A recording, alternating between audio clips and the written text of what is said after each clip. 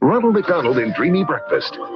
This morning it seems Ronald's having a dream. Time for breakfast, Bertie. Oh, boy, hotcakes. Make hotcakes. After 'em, Bertie. You betcha. What? Whoops. Gotcha. Not you. Ronald. Time for breakfast with a friend. Wow. Yummy hotcake syrup and butter. Plus juice and milk.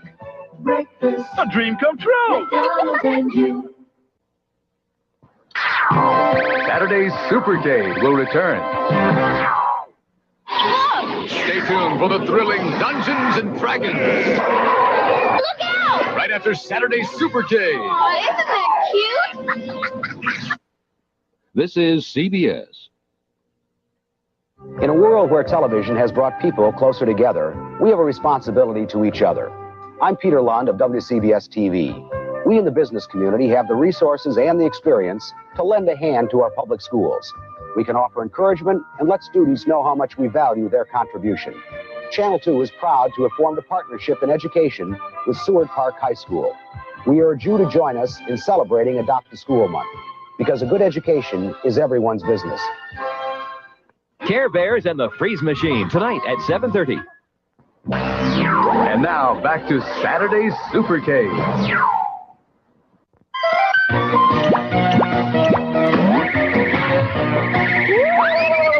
Donkey Kong Jr. coming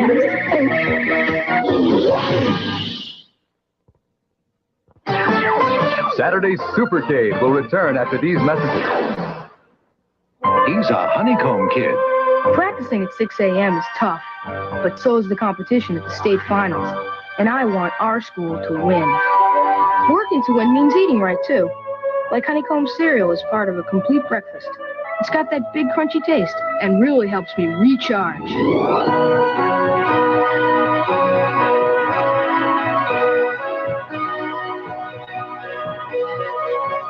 Honeycomb, the big bite gets you going right.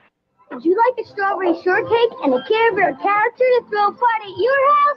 That's what 50 kids will win in the Best of Friends sweepstakes. A party with 20 best friends and 2 special ones. For free entry blanks and details, you can visit participating stores or send a self-addressed envelope to Best of Friends, P.O. Box 4394R, Blair, Nebraska 68009. Thousands will enter, 50 will win a party. There are 1,500 other prizes, too. The Best of Friends sweepstakes for the strawberryist. Care Bearist party. And now, back to Saturday's Super K. Saturday's Super K will return after these messages. Bet you can't do it. Are you kidding? Bet you can't bite a new Chips Ahoy cookie without biting a chip. No problem. See, you bit one. One more chance. Chips Ahoy has added lots more pure chocolate. Now there's 24 chips in every cookie, so we bet you bite a chip every time. That was just practice. Bit one, huh? It's no fair. Full of chips. When you bite a new Chips Ahoy, we bet you bite a chip. Let this go. How many chances do I get anyway?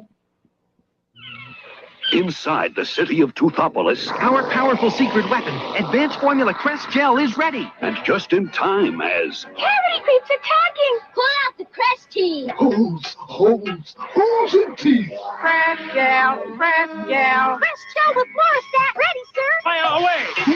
Repelled by Crest Gel. Yeah. Watch sweets See your dentist! and fight the cavity creeps with our great tasting secret weapon. Advanced Formula Crest Gel!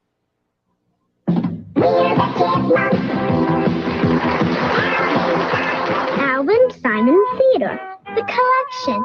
Each in really cute outfits. You can collect them one at a time or in sets.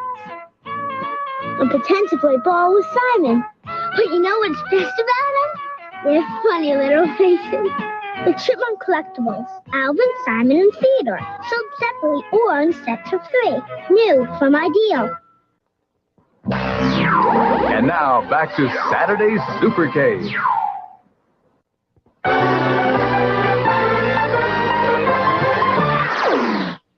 SpaghettiOs presents Mr. O and his lunchtime show. Today, Professor Popple has cooked up some nutritious dishes. Protein is important to children, so ta-da! Protein power punch.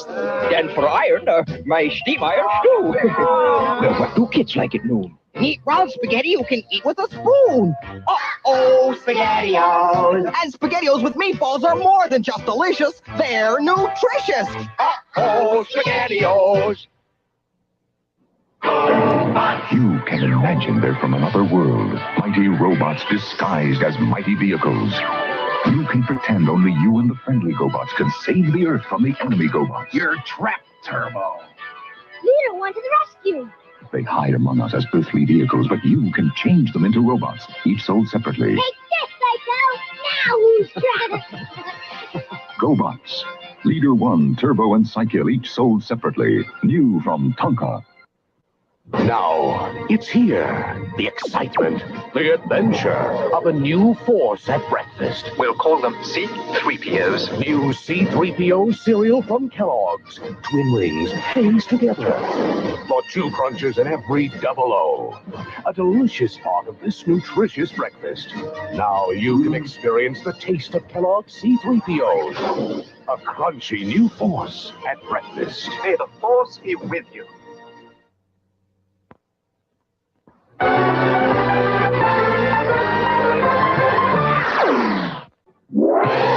Dungeons and Dragons will return after these messages. Great Shape Barbie. Kit, Barbie, you're looking so great. Here's new Great Shape Barbie doll. Keep it going, Barbie. Ooh, Barbie, neat leotard. Love your leg warmers. Round and round. Great workout, Barbie. Hurry, headband's in your bag. Where are you off to? Looking that great, it's gotta be a date. New Great Shape Barbie doll comes with leg warmers, bag, and exercise book. New from Mattel. And now, back to Dungeons and Dragons. Dungeons and Dragons will return after these messages. Next. He always wins. We'll never play each other. Get him win all his paddle. Buddy, let's play catch. Nope. Checkers? No thanks. No one can say no to quick. Yeah. Want some quick? Quick. Quick is rich. And thick. And milk chocolatey. That was good. Guess I'll go practice. Ready to play. Nestle Quick Chocolate flavor. No one can say no to Quick. He's swinging your way, so stay tuned for Tarzan, Lord of the Jungle. Seize the Eighth Man. Right after Dungeons and Dragons. Tarzan! And now, back to Dungeons and Dragons. And now, these messages. Throughout time, people have asked, which came first, the chicken or the egg? Maybe it was a Manglore, like Manglore Demon. You can pretend to hatch Manglore Dragon and Manglizard, too, each sold separately in a make-believe egg. You can stretch them, squash them, take them apart. They'll return almost like new to their original forms. So if you want to hatch up some fun, you can crack open a Manglore. The Manglores, Manglore Demon, Manglore Dragon, and Manglizard, each sold separately from Ideal.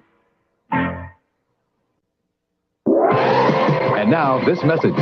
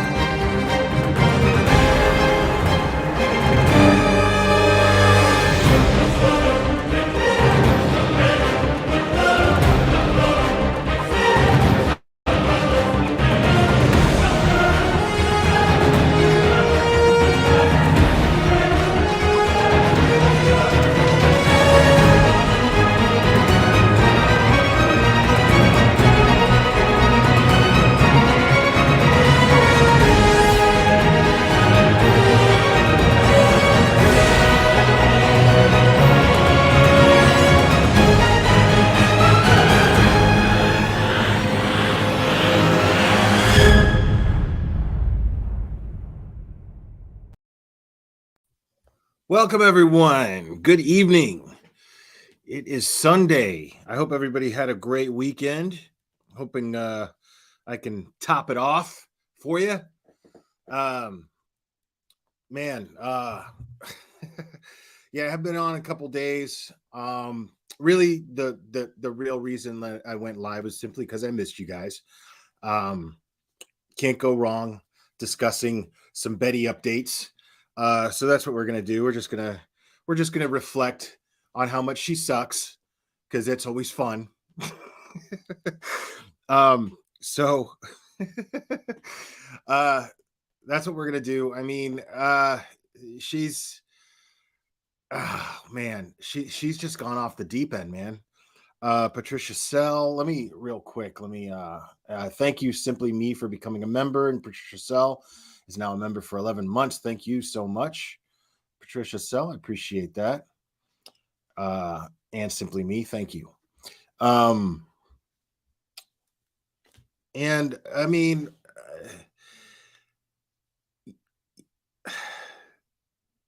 I got plenty of words, but let me just listen. What I'm going to do is I'm going to start off because I shared this in my community. I shared this as a community post, but I'm going to go ahead and play this because I couldn't have worded it better myself. And Blank Screen was live yesterday. It played this as well. Now this is this is by Menace to Sobriety. I like Menace to Sobriety a lot. And he made pretty much he worded everything just perfectly. And I'm gonna go ahead and play his video. And I'm gonna post the link in the chat. So just take a second real quick. And if you haven't already, go on over there and give it a like for me. And make sure to subscribe to Menace to Sobriety. The link is now in chat. Just take a second, head over there, give it a like, subscribe if you're not subscribed already, because he really put a lot of love into this video, and you could tell it really came from the heart, and you could tell that this is someone who really cares about what goes on in our community and why certain things are just shitty. And so yeah, I'm gonna go ahead and play that now.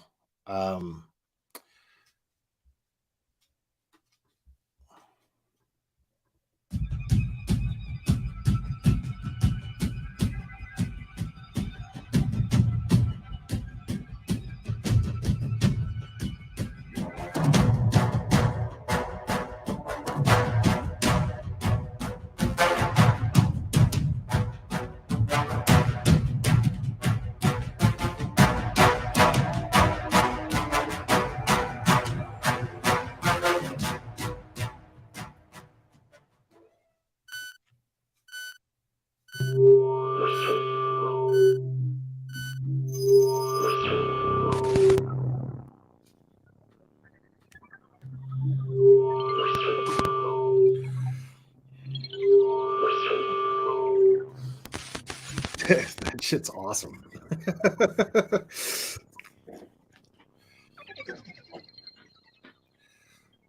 What is this? We've got potentially Layla was found. What's going on? Wandering orphan.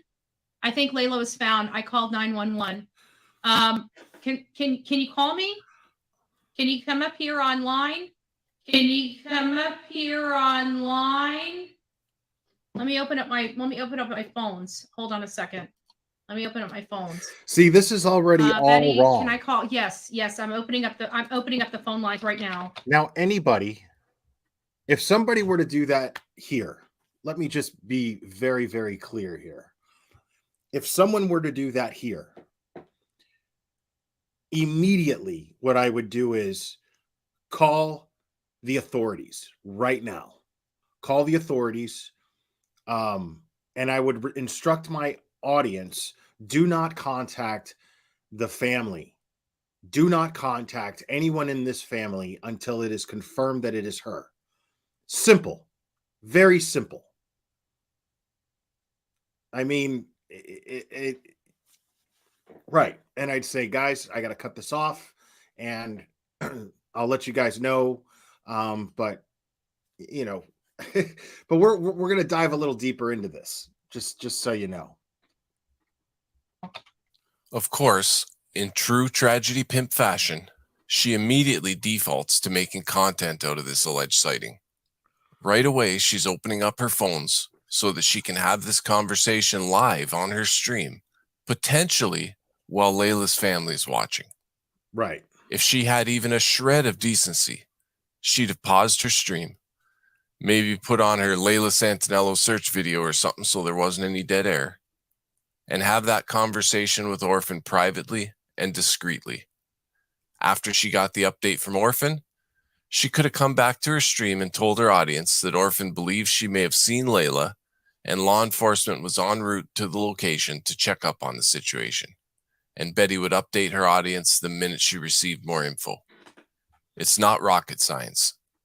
Search with compassion and consideration for the family's heartbreak while ensuring you respect the dignity of the victims and their loved ones. Is this Orphan? Yes. Okay, hon. What's up? I'm pretty sure I just found Layla.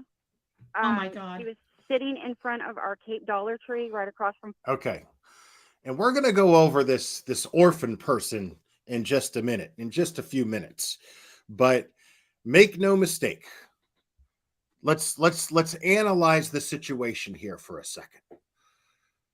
What kind of coincidence is it? Because I mean, it's a hell of a coincidence, people, that a YouTuber who lives in another state, not even the next state next to Tennessee, like another state, not even close to Tennessee, where Layla went missing from. And she is so sure, and it just so happens she's a creator trying to grow her channel, and she happens to see Layla. Amazing. Amazing. From Five Below. She's alive? And Listen to that tone in her voice. Utter disbelief. Yeah. She's alive? What? Belief and astonishment. How do you think that makes Layla's family feel? When the woman who claims to be wanting to help them find their daughter is clearly treating the situation as though all hope is lost and their poor family member is already deceased. It's disgusting. And it's okay to feel like someone is deceased. However, if you had an ounce of professionalism, you'd keep that to yourself and work to help find this young woman with the same drive and decency as you would someone who is thought to be alive. I'm telling you, her hair was cut shorter and it was dyed a different color. But this girl, if it's not Layla, she's got a freaking clone. No shit. Is she still there? Yeah, I already called 911 too. They are on their way there right now. I told them her name's Layla Santinello. She is missing. She is a missing person. I'm pretty sure it's her. You know, I gave them all the same details I just gave you. She's Tanya, so can you sure. get a hold of Jen? She's reach so out to sure either Allie or Jen that and it's let them Layla. know that she needs to get down there and see if that's her. So Betty, the woman who acts like she's some super professional, highly revered super sleuth, sends the turnips in her chat to contact Layla's mom. That shit is all kinds of fucking wrong. That is the last person that you contact. You turn this over to the law enforcement agents that are looking for her, period. At the very least, the private investigators that are looking for her. At the very least, if you have direct contact with private investigators, sure. But even still, you still contact law enforcement. First and foremost, you contact law enforcement, which is what this creator says that she did, right? Which is what the person, so fair enough. But what is Betty doing? She's sending people instead of, I mean, because she's so fucking close to Jennifer Santinello, right? The two of them are so buddy that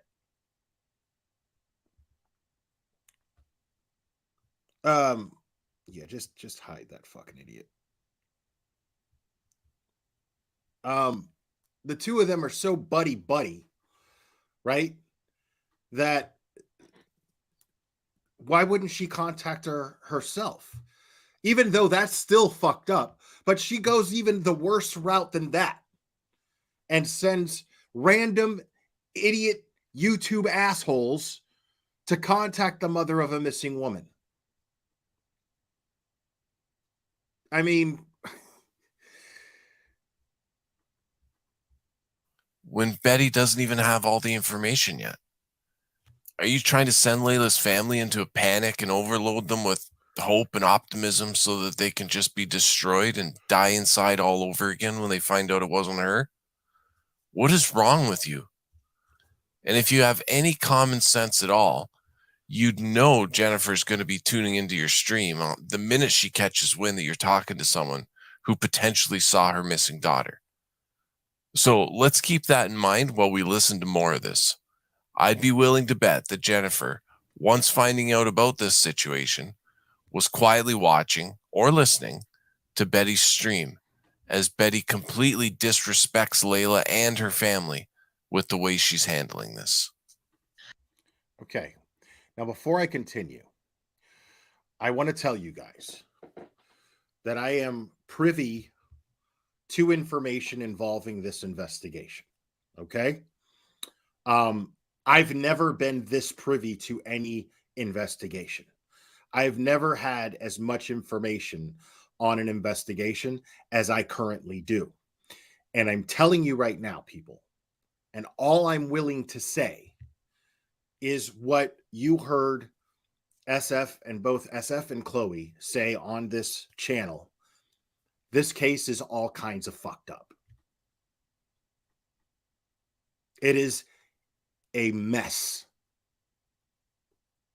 And I tell you this with so much conviction now because I happen to know why it's a fucking mess. And it is depressing to even think about it. It is depressing. It is heartbreaking. It is disheartening. It is every bit of awful that you can think of. And I'm not going to say who's responsible for it. I'm going to say Bullhorn Betty has a hand in it, but she's not ultimately responsible as to why the investigation is fucked up. But she's definitely adding to it. I can tell you this right now. I could tell you this with conviction and for a fact. And you guys know me not to be a liar here. Okay? So I know that you guys can take that as enough, take my word in that as enough to know that when I say this, I mean it. Because I would not say this otherwise. And I pray for that poor young woman. I pray for her. Because this is a clusterfuck of all clusterfucks. But I'll tell you this. I'll tell you that Brittany Ann, Layla's stepmother, and George, her father, and all of the private investigators that are working on this case, and law enforcement agents that are working on this case, detectives, are doing the best that they can. That is all I'll say. But all of those individuals are doing everything that they possibly can to get answers as to Layla's whereabouts. I can assure you of that. But it is not easy for them. And it's horrible. And when the time comes, when I can give you guys more detailed answers, I will. But I was trusted with information off the record by certain people, and it's just a fucking shit show. And I pray for this young woman, and I pray for her family. Well, I can. What county? You said it was in a different county. It's not in Kingsport, or is it in Kingsport? It's in Cape Girardeau, Missouri. Thank you. Thank you for calling law enforcement. No problem. I will let Jennifer know. And if we can find her, God, I'd love that. I'd love to bring 2 babies home in a week. That would be awesome. I'd love to bring 2 babies home in a week. I'd love to bring 2 babies home. I love what Menace to Sobriety did there, because she's implying, by saying that, she's implying that she had some sort of hand in Charlotte being found, some sort of hand in the efforts that were put forth to finding Charlotte. Incredible. Like, this is how delusional she is. It's incredible to me. It's just fucking mind-blowing. In a week. You could just tell she'd been put through it. Her face was all sunken in, and you could tell she was hungry and thirsty. And I told my husband, I texted him that, and then I was like, I gotta call Betty right now. Yeah. I gotta call Betty right now. Yeah. Yeah. I gotta call Betty.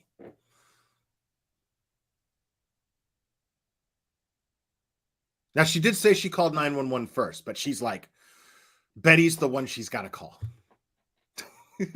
Right there, this gives you a little insight as to the brain capacity of this person that Betty's speaking to.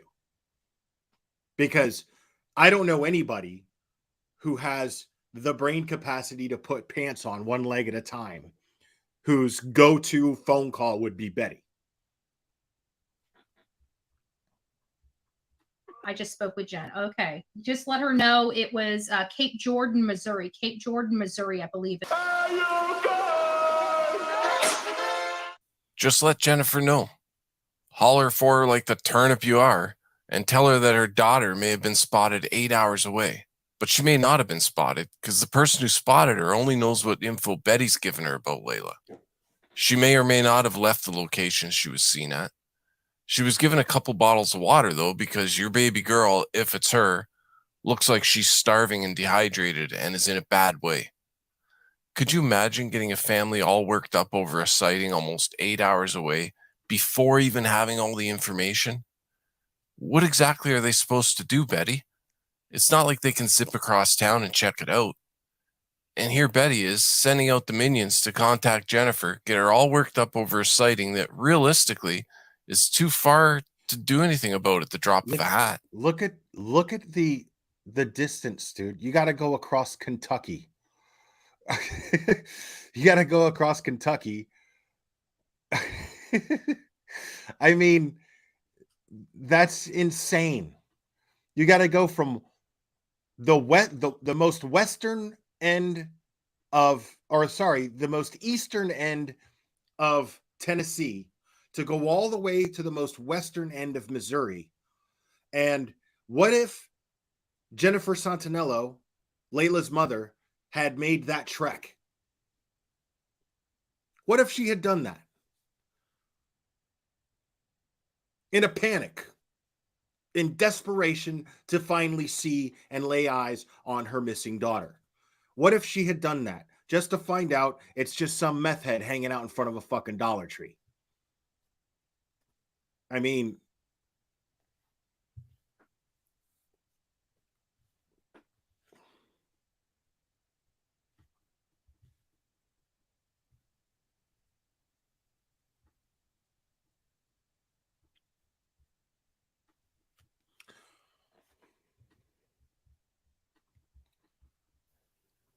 But as long as she can get those views, I guess.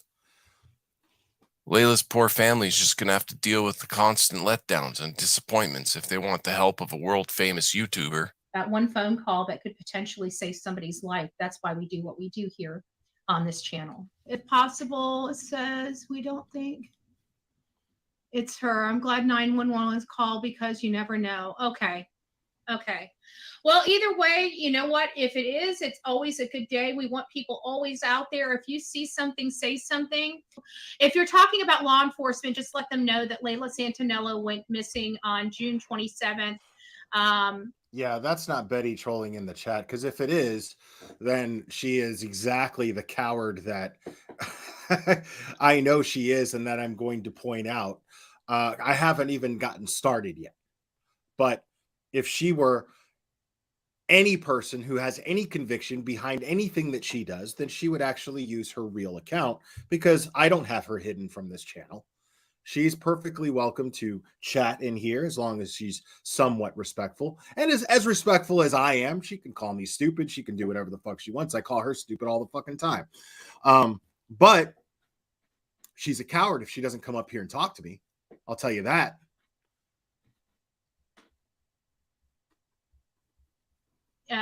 In Kingsport, Tennessee, and she's been missing, and we've been desperately trying to find But her. that's a We've been stock account. desperately trying And to find her. This is why we do this, is so that people, if you see some of the no sock accounts have quarter here.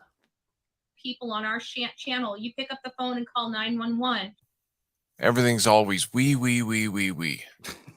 She wants so badly to gain notoriety as some prominent, highly infamous crime-solving super sleuth, yet every time she involves herself in a story, she falls flat on her face.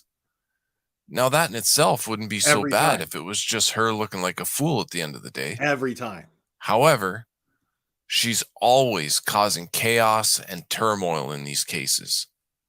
She never successfully solves anything. Never. And every single case she touches Never. is plagued with either bedevilment, hurt, calamity, or persecution. No thanks to her inability to think critically and read a room. Absolutely. I'm going to show you her her case real quick. This is Betty educating her audience on the circumstances surrounding Layla's disappearance. She does so by playing a Bullhorn Betty commercial, depicting all the hard work she did stapling up flyers while roving around in her muck and slusher boots. How educational, Betty. And that's Layla Santinello. Anybody that has seen her, she went missing quite some time ago. It's been over 90 days. Her family, her friends, nobody has heard from her or seen from her since then. BHB Jen wants Orphan to have a video on Carport to see if it's her. I'm emailing that now. Okay. Laugh at Life. I did not block you. I don't know if you're blocked or what the situation is. You know, actually, as a matter of fact, you can just not support me. I don't need your support.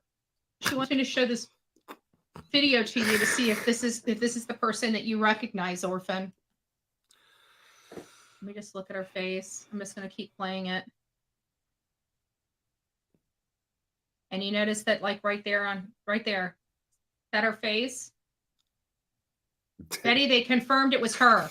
Big What? shout out to Laugh at Life. Give me a second. They've confirmed it was her. Can somebody in the chat? Do they have her? Confirmed. Who confirmed it? Yeah, who confirmed it? Camera footage. The cops did. No, they didn't. It was her. Is it her? No, Is they it didn't. her? The Somebody cops call did not me. confirm it. Hold on. I'm calling you, Sonia. I'm calling you right now. I happen to know the Was it lead. her? Oh my God. I happen to know the lead detective's name, and I promise you that lieutenant, okay, he's a lieutenant, did not confirm that. Guys, this He might disconfirmed it, actually. be another good day. 2 good days in a row. This will be a flipping miracle. Is it her? That's what I'm trying to find out. Sure. But that's what they're saying. Oh my God. Are you freaking kidding me? Is it her? No. Okay. All right. So keep me posted. Jen's calling the police station. Okay. If Orphan just called this in, God bless Orphan. Can you imagine what Sonia, Mom's we're going to be going sending through? Orphan I'll design a shirt for her. Now, I don't think it's a terrible idea to offer up a token of gratitude like this. My thing is this, though. You're going to give away a shirt that says what?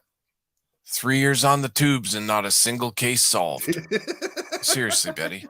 Why not just report on these stories and give up trying to solve them? Just, You know what? The information tells you one thing, MW. You know, I'm not even going to. She can't even do that, though. Like, Menace, if you're hearing this, like, my response to that is, dude, she can't even fucking do that. Even when she reports on shit, it's dead wrong.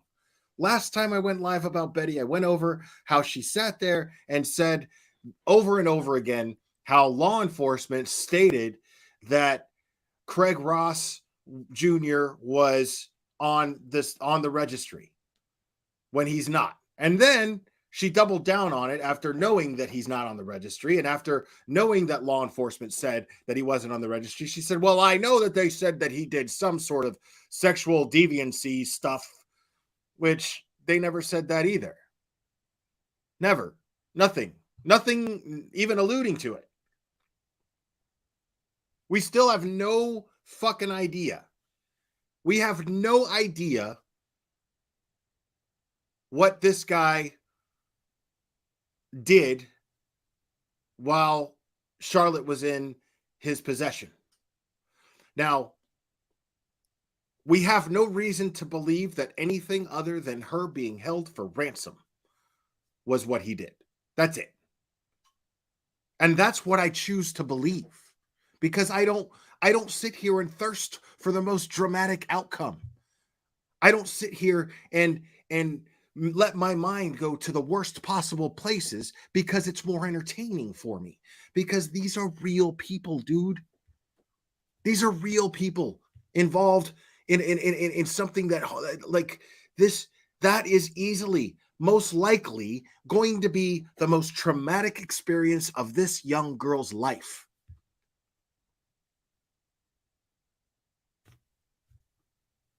I mean, and you get some sort of that's where you want to go. I don't want that to go that way.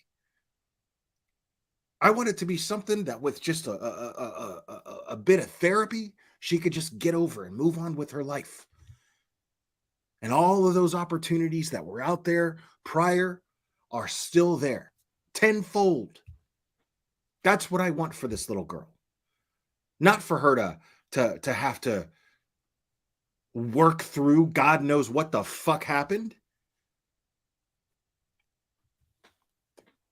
Unreal, man. There's no reason to believe.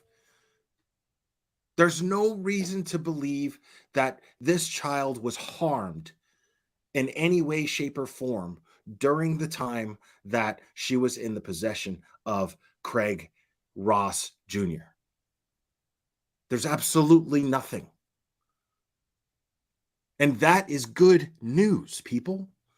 Why are we not looking at that as some sort of blessing, something to hang on to, something to hope for, something to fuel our hope that nothing happened?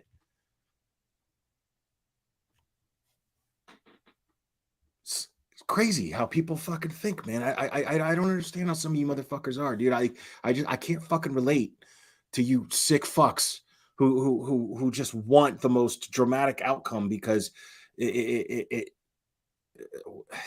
I don't get what you get out of that.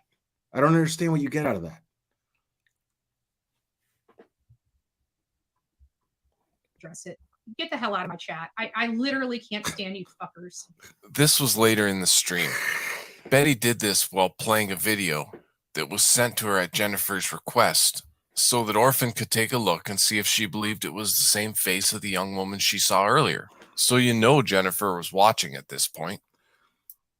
Of course. So while a broken-hearted mother is waiting to hear some sort of confirmation as to whether or not the girl seen earlier was the same girl in the video, Betty goes off on a rant because she didn't like a comment somebody made. She then takes it to a whole new level, threatening to take Emmy down because some rando in chat disagreed with Betty. I sincerely believe we're watching the beginning of Bullhorn Betty coming unraveled. If she don't take a long break from the internet sometime soon, there may be no turning back for her. Oh, yeah. She might become the next FouseyTube. Who knows? I don't know what Time will FouseyTube tell. is. I really can't. You guys. I agree. If you want to hate someplace else, but it doesn't matter. She is Emmy, losing it. I just want to let you know it's your people that just brought your ass down. So you can take that to the bank. I'm done with you. I'm done with your people. If you wanted to shut them up, you could have. You chose not to. You can pay the price for that. Now you fuckers can come after me. But I'm definitely taking some people out on my way out. Just a quick word of advice for you, Betty. Jesus Christ. Maybe refrain from challenging people to online battles when there's terabytes of receipts on these streets, proving you're a shitty person who exhibits shitty behavior for money on YouTube. You're in the wrong arena here, Betty. If y'all are enjoying the content and want to support this Gong Show, feel free to send us a tip through PayPal at www.paypal.me/Original Menace. We truly do appreciate the support from all you wonderful heathens. Now let's talk about Dolly's recent road trip as he hits the gas to go search for a missing child. Or did he? Now, I haven't watched this portion of the video yet, but I'm just going to let it go because I'm on the road. I'm on the hunt for this little girl, Charlotte, that's missing out of upstate New York. Jesus Christ.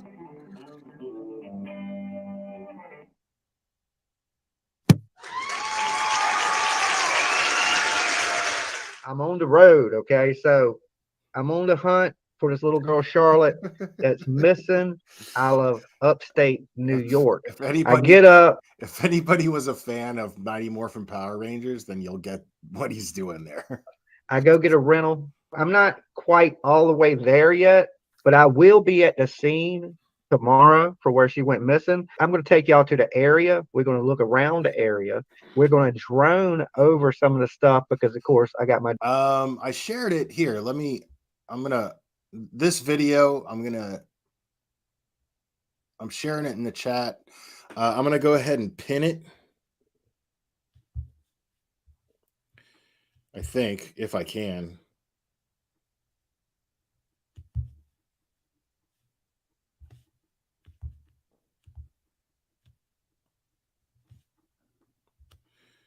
There we go. All right, so I have the link to this video pinned, so go ahead and subscribe as well if you're not subscribed to Menace to Sobriety. Got my drone with me. We're going to ask some questions. We're going to look around and see what we can come up with for this little girl right here. Now, I looked into the parents a little bit, because that's the first thing you got to do. The parents look like good people, okay?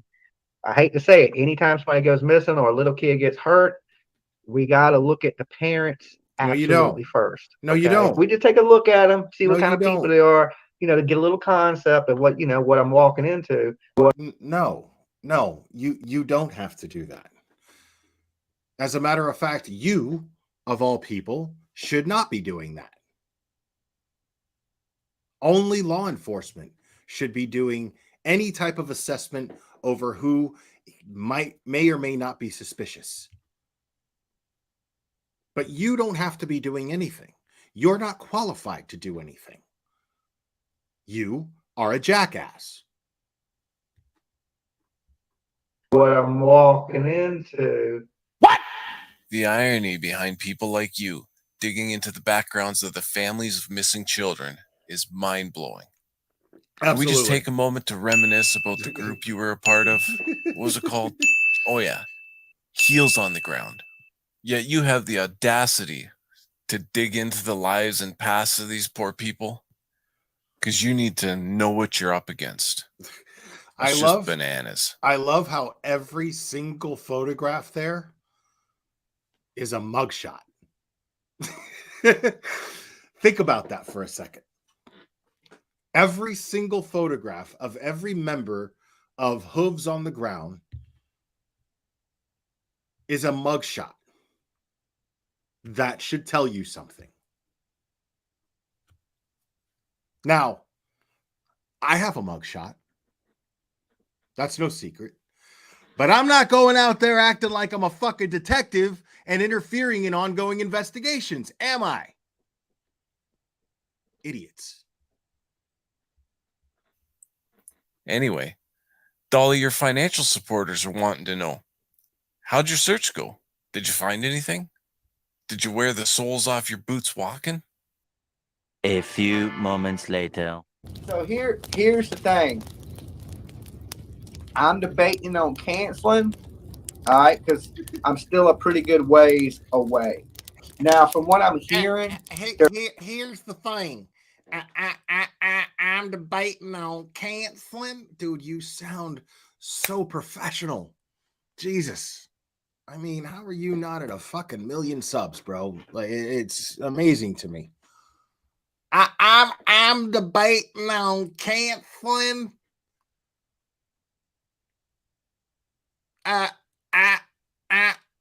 Oh shit.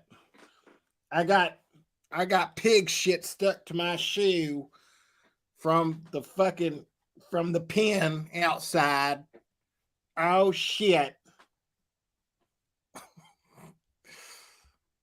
They're searching other locations, okay, that, most likely there might be something that says this is a kidnapping and this girl is no longer at this park, okay? So is it going to be one of these cases where it's just a police investigation and they're going to be going serving search warrants and things like this? Well, here's what I'm hearing. They're not letting searchers in the park. The park is closed to further notice. No. So I hate to. They're only allowing searchers in the park. See, that's what you're not understanding here. That's what you're not getting. It's not registering, bro. They're not letting people like you in the park because you're not a searcher. Idiots like you are not searchers.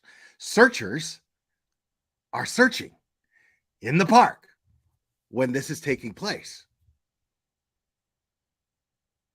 They only let searchers in the park, not YouTube jackasses. Okay? Big difference. Hate to get there, can't go in the park. They're investigating it somewhere else. You know what I'm saying? And I'm just kind of out here. No searching allowed. That sucks. My thing is searching. If I can't search, what good is it? That's how I look at it. I mean, I don't go to stand around. Except was about, I say, almost halfway there. Except we've seen you search. And every time I've seen you search, you're basically just standing around. I mean, that's every time I've seen you search. All right, people, look, I got these snake boots because there's snakes out here. I got snake boots. I'm going to put these on because it's going to protect me. And I got a stick. And I'm going to poke stuff with my stick because I'm searching. Oh, my goodness. Oh, my goodness. I think it's time. Yes. Oh, no. Oh, no. I think we got a super dad. Super dad. I think we got a super dad. Super dad. Super dad. Super dad. Dad, dad, dad, dad, dad. I think we got a super dad. I think we got a super dad. Lisa Oldham's, thank you so much. Just to thank you for covering this. And also Dance Cock Church Dance. Yes. Absolutely.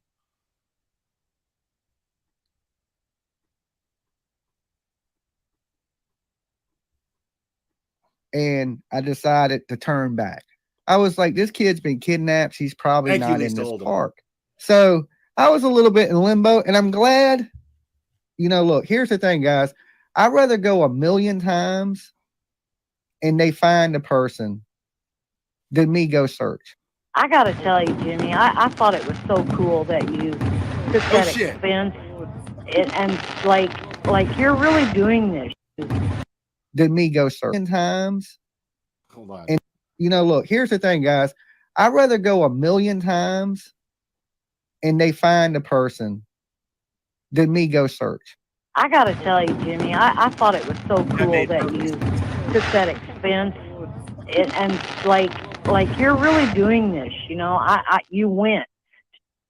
I was about, I say, almost halfway there. You went. And I decided to turn back. You let your people down, Dolly. All you do is sit around at home talking like you're Columbo when you haven't been in the field in ages. Don't get me wrong, I think that's a great thing. None of you belong out there during these searches anyway. At all. However, you come up with some harebrained idea to go search. And when you find out the state police said, "No tragedy pimps allowed," you just tap out and go home. Wasting all that donated money your supporters worked so hard for. At least JLR will jump on Google and find some crime history so he can hit up points of interest and discuss old crimes and stories with his audience while traveling. JLR don't tap out. If he can't go to the scene of the crime, he finds another story to bring to his audience. Ah, snap. I just realized JLR is a better YouTuber than you are, Dolly. That must feel like a real kick in the nuts. I mean, he is. Let's just face it. I think you and Betty have both all but tapped out when it comes to traveling for content. See, well, Betty, JLR's gained 60,000 subs and he's making bank. Bank. Now, here's the thing, because Betty's real butthurt over JLR. And she's been very public about it. JLR, to my knowledge, hasn't said a fucking word. He's just sticking to his content.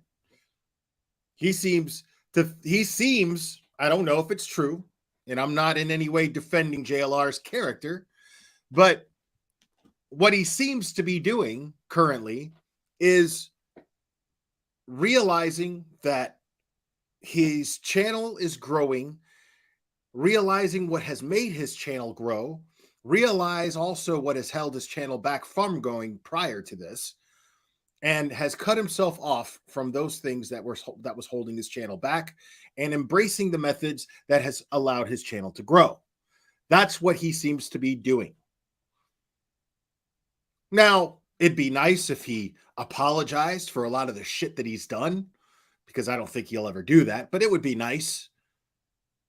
But the fact is, I mean, what he seems to be doing is saying, okay, well, this works and that didn't. Doing things on my own is more effective for my channel than lumping myself up with a bunch of other fucking idiots. So I'm going to stick to the former and just keep going and doing what I'm doing. And that's what he seems to be doing. I'll take it. You know, I'll take it.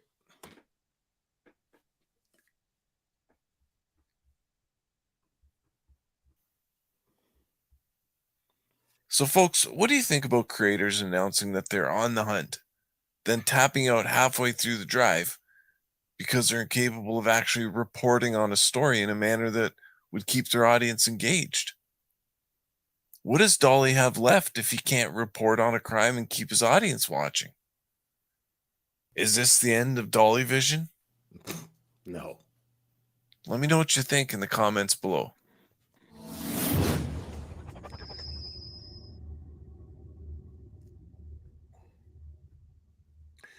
I mean, so, and you know, I realize that there's some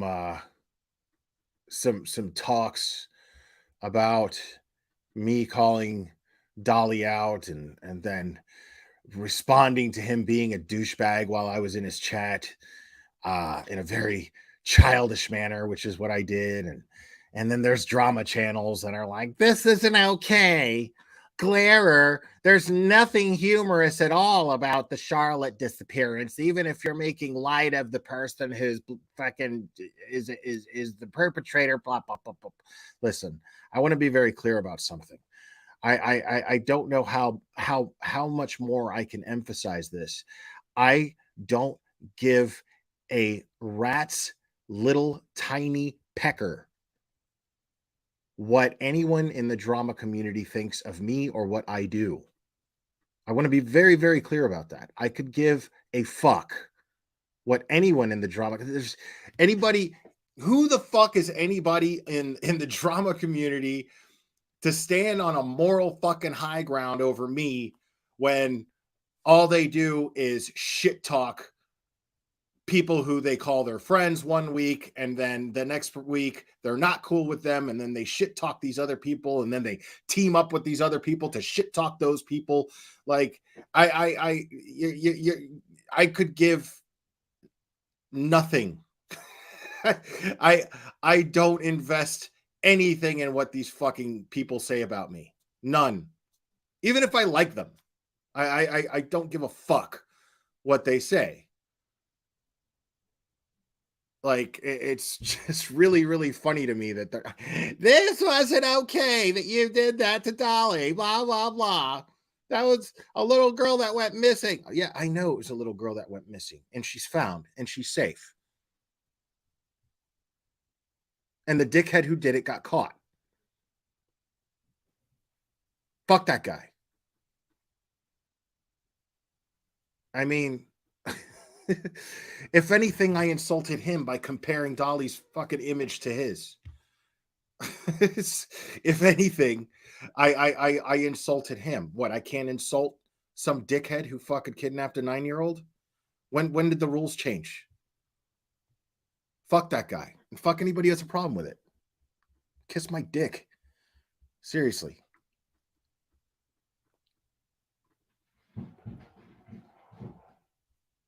Now, we're going to move on to let's take a look here because I find this pretty funny.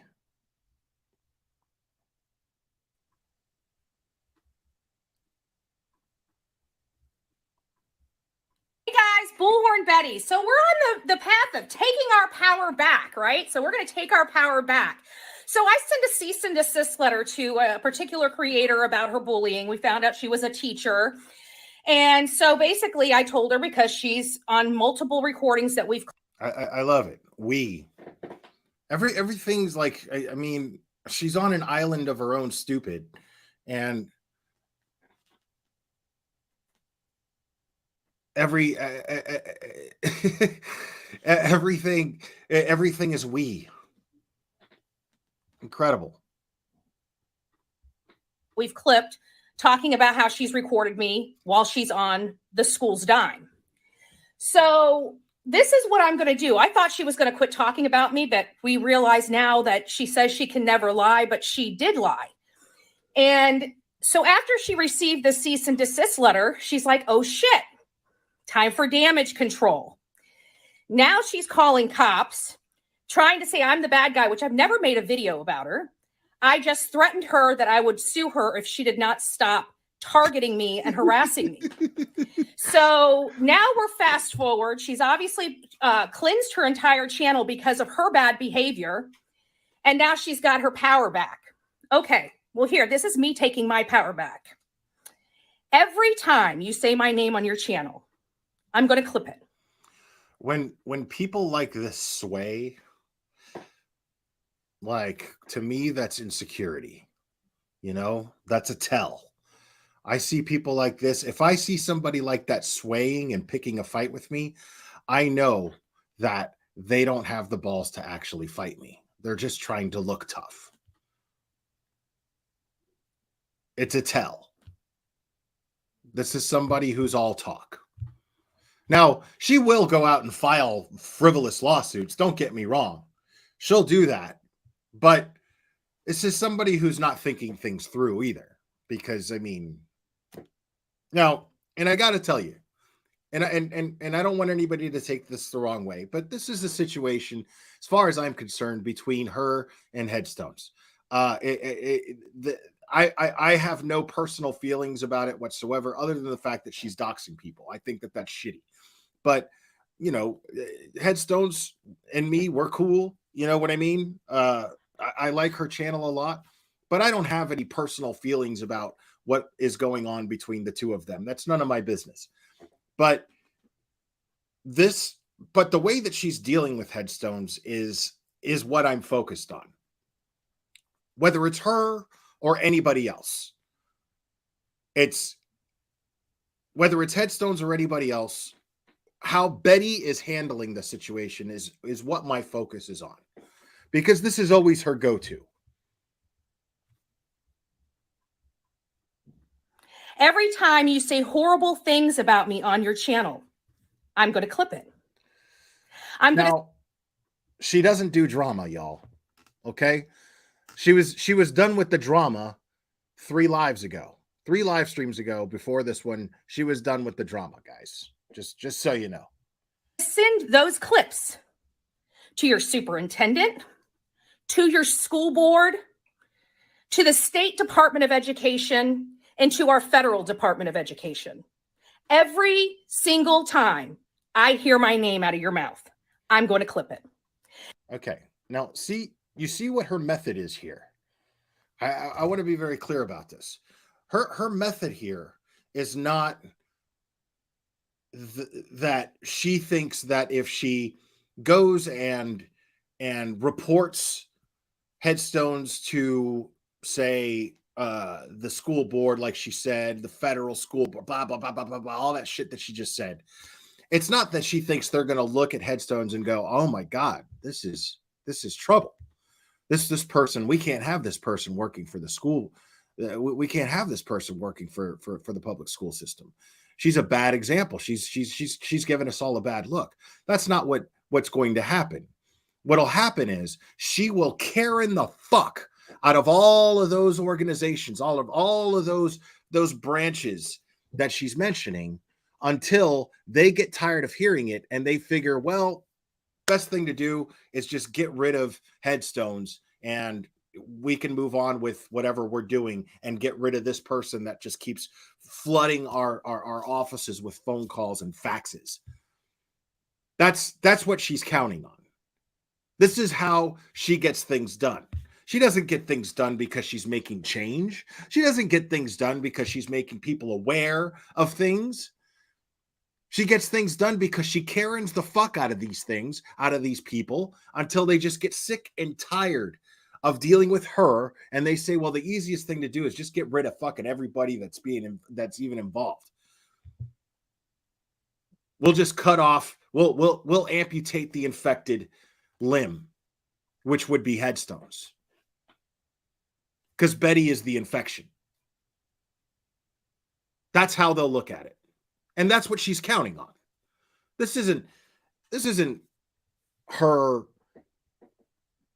making a difference. This isn't her getting justice in any way, shape, or form. And when your bosses get sick and tired of hearing you say my name, maybe something will get done. No. That's not what, no. See, she's saying it without saying it.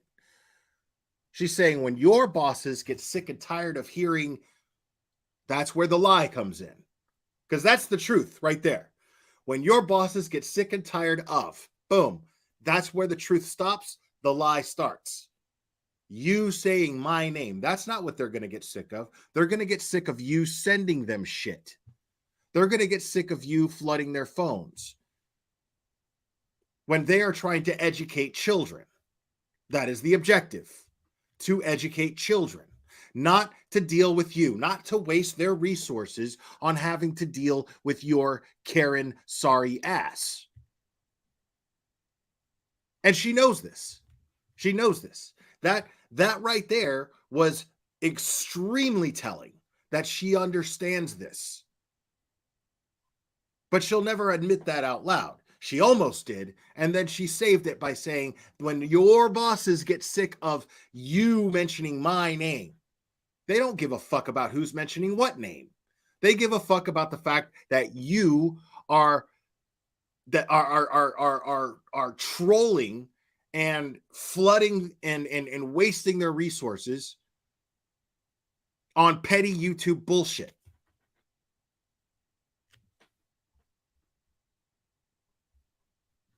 But now you just poke the bear. Have a good day.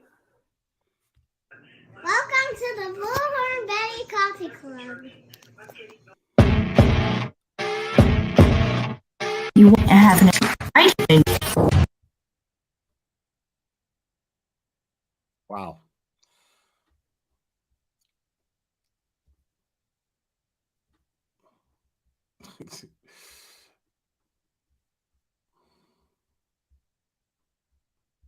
Unreal, dude.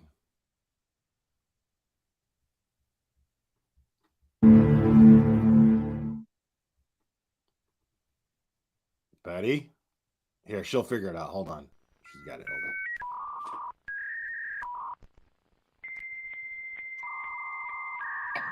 Here we go. I'm back. I'm live. Welcome to the Bullhorn Betty Show. There you go, idiot. I hope everybody's having a wonderful Saturday this morning. As you guys know, before we're going to get into this, this drama, I'm just going to let the people in the back know. If you guys haven't gotten a clue yet, this Don't forget, she's done with the drama, y'all. drama is going to be coming to an end soon. Okay? You guys can kick and scream all you want. I thought it was already done. But let's face the facts, Betty. The only reason anybody's logged onto your channel right now, the only reason you've probably had any more than 200 people watching is because they're watching your meltdown, because you are melting down in front of everyone's eyes. That is absolutely what's happening, and everyone's fucking here for it. But I owe nobody any duty of anonymity. First and foremost, I could give two fucks about a terms of service.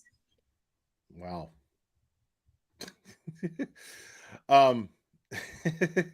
So she could give two fucks about terms of service.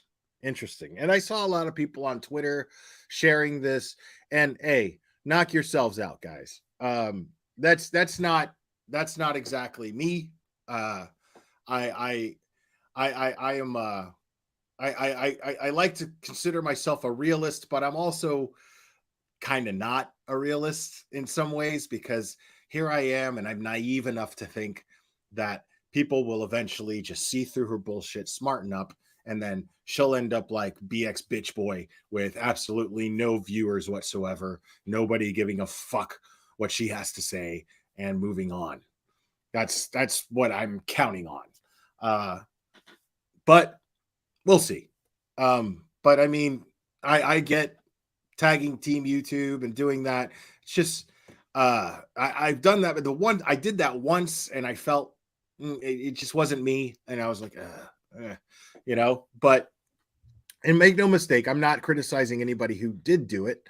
Like I said, if that's how, you know, that's everyone's right to handle this person however you see fit to handle it, as long as you're not doxing her, as long as you're not going real life. I mean, that's fine. It's just not what I would normally do and how I would handle it. I'd rather just come up here and just shit talk.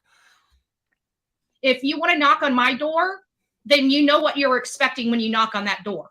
And I want to make sure that that is relevant and prevalent throughout YouTube. Okay? Because this idea that now you realize, like, you see how she opened up with this, because she couldn't wait to talk about this. This is what she actually went live about. She didn't go live about the bullshit that she tagged in her title. That wasn't what she was going live about, because it's clear. You got to look at the actions. You got to use your eyes, people.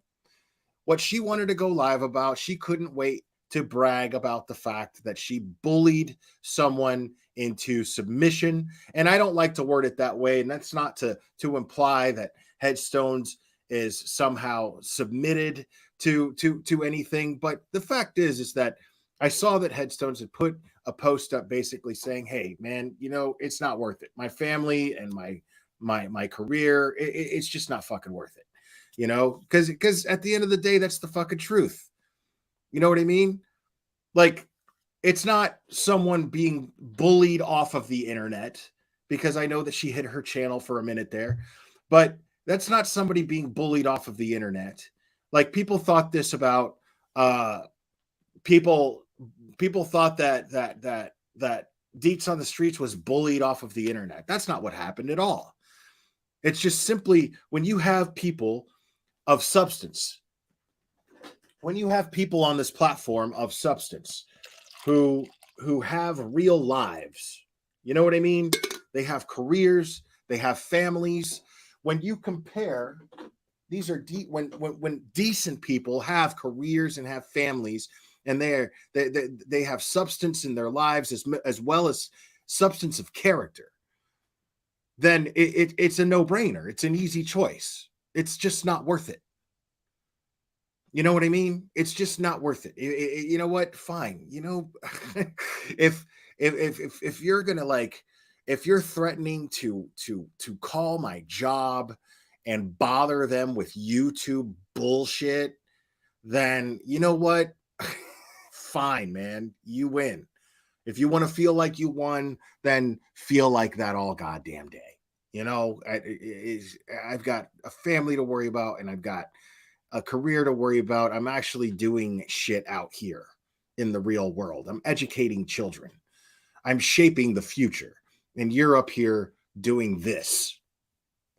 So I don't blame Headstones at all. I you know, and if she would have left YouTube, I wouldn't have never looked at it like she got bullied off of the internet. That's not what happened. She didn't get bullied off. I mean, she got bullied for sure, but it's not like it wasn't a question of her backing down and Betty winning. That's not what happened. That's not what would have happened at all. Like, that would have been someone of substance in their lives and substance of character playing a completely different game than this person. She's not even playing a game. Betty's playing a game, and she's just like, I'm not even going to play your game. Fuck you. I'm out. That's it. You know? She wouldn't understand this because she thinks this is a career. She thinks this is something of substance. This isn't substance. Dude, can't call this shit work. It's too much fucking fun. It's too much fun. I cannot call this work. It's insane. When I hear people say this is my job, this is my career, it's my job. Like, what? Now I get it. If you have like hundreds of thousands of subs, that makes sense. Okay, sure. I get that. If you have 1 million subs, sure. I get that. But this is just, I mean, this is just, I got a chat full of people that want to hang out, talk shit, listen to me talk shit, and talk shit in the chat. And I'm grateful for it. And it's cool. It's fun. That's it. There's nothing like it's insane for me to sit here and act like this is a job. It's not a job. But I got to put up with this day in and day out, and I don't have any ability to do anything about it. You are absolutely wrong. I'm doing everything I can about it. See, you guys had 2 years of me just letting you wear yourselves out, and you still wouldn't leave me alone. And here I am. I'm one of the worst ones, Betty. Where's my C&D? I can't wait to get a C&D so I can go live and wipe my ass with it in front of everyone. Like, I can't fucking wait. I don't give a fuck about his fucking cease and desist, dude. I don't give a rat's ass. I don't have anything to lose. Uh-oh. Oh, no. I think we got a super chat. Super chat. I think we got a super chat. Super chat. Super chat. Super chat.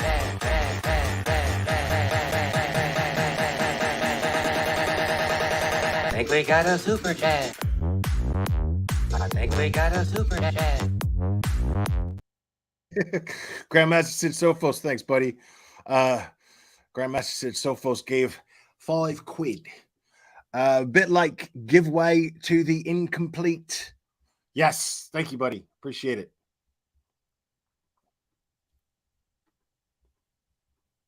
Well, now you guys have to deal with me. Me. I don't need a crew of 100 people in chat rooms behind the scenes coordinating, trying to take my channel out. You guys get just me. Me. All of you out there that are attacking little old me. One person. You get to deal with me now. Okay? Because this idea that I'm going to put up with this for another 2 years, you've done lost your damn mind. Okay? They're holding on to a one count on somebody's complaint. One thing.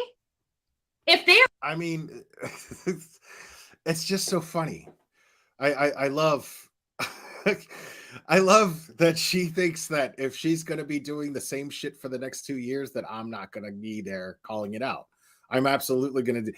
I don't give a fuck Like, have you guys not seen that I am perfectly capable of just doing what YouTube standards are for quality content and have my channel grow? I'm perfectly capable of just sticking to that. But the thing is I mean, sure, I give a fuck about that stuff. That stuff that I do, I don't do something unless I give a fuck about it, for sure. You know? But this is something I give a fuck about just as much. People like her doing the things that she does to victims and families of victims, it matters to me just as much as putting out quality content, you know, like doing a live stream with Turtle Boy and exploring this injustice that is Karen Reed being wrongfully accused. That stuff truly matters to me, but this stuff matters to me just as much. As much as most people will look at this and go, what the fuck is this shit? Like, Clara, what are you doing?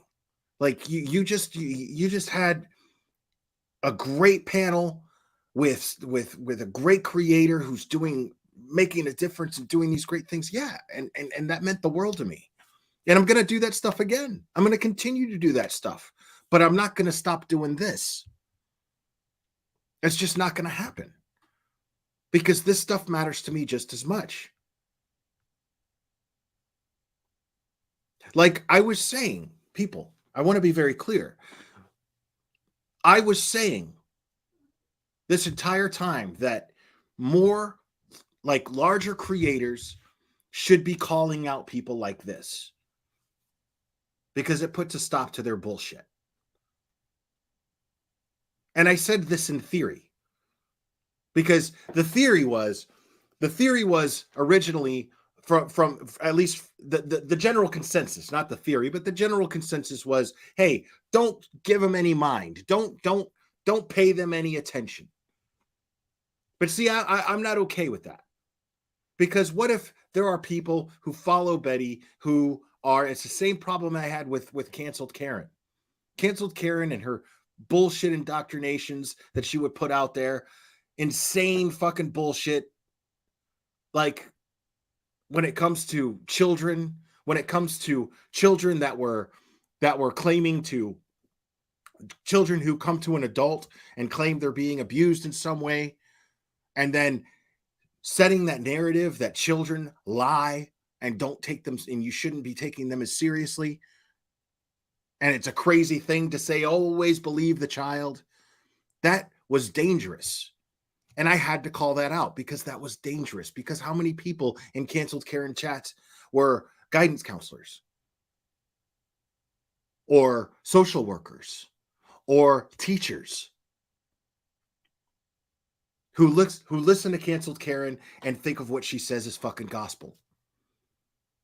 That's incredibly fucking dangerous. And BHB is going to have professionals in her chat who are fucking easily influenced, who have low self-esteem, probably professionals, smart enough to hold down a career, but too fucking blind from their own lack of self-confidence to realize that the shit that she's putting out of her fucking face is ridiculous and stupid and crazy and dangerous. Euthanizing kids? You know what I'm saying? Things like that are dangerous. So that's why it matters to me. Because if there's one kid out there who gets hurt because of somebody that was listening to her and some kid depended on that person that was listening to her, one kid, that's fucking dangerous. It scares the shit out of me. So that's why this is just as important to me. Content like this is just as important. And the general consensus was, well, if you just don't pay them any attention. Well, no, because of what I just explained. But then I was proven correct, wasn't I? When I said, if larger creators, people with larger platforms called these people out, well, then it would spread more awareness. And then people would go, I didn't really realize that what this person's doing is as fucking dangerous as it is. That word would spread because look what happened. Look what happened when Brian Enton called out Zavgirl. Was I wrong? Because now Zavgul is lucky to get 100 people in her chat. When she had on the regular going on 1,000. And that was that many people who woke up and were like, holy shit, I didn't realize the kind of damage that this person was doing and what she's capable of. I just didn't realize it. All it takes is for somebody to shine a light on it and give it a certain perspective. That's all it takes. And then everybody got brave, right?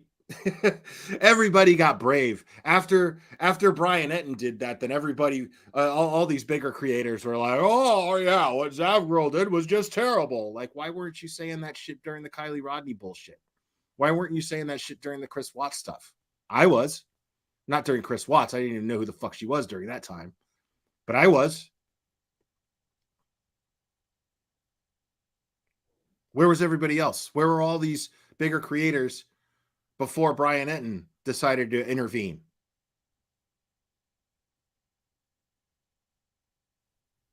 But it proves that it makes a difference. Because the general consensus was also, well, if that happens, Glare, then what happens is more people will watch her. They'll watch her just for the shit show. That's not true, because you're underestimating the people in this community. You're underestimating their hearts.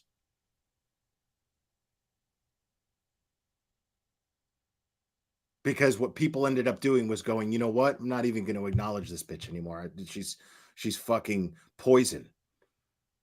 Not even going to give her the time of day. I have no interest in what she has to say anymore. That's exactly what happened. And it's been fun watching Zav sit there and go, oh, what do I have to do? I don't know. Do I have to like go live more? Do I just don't, I mean, it just doesn't make any sense. When I all of a sudden, I mean, over the whole Gannon thing, that's why I'm not getting any views. That doesn't even make sense. It's a blast watching her do that because she's still fucking clueless. Nicole, thank you so much for becoming a member. Appreciate it.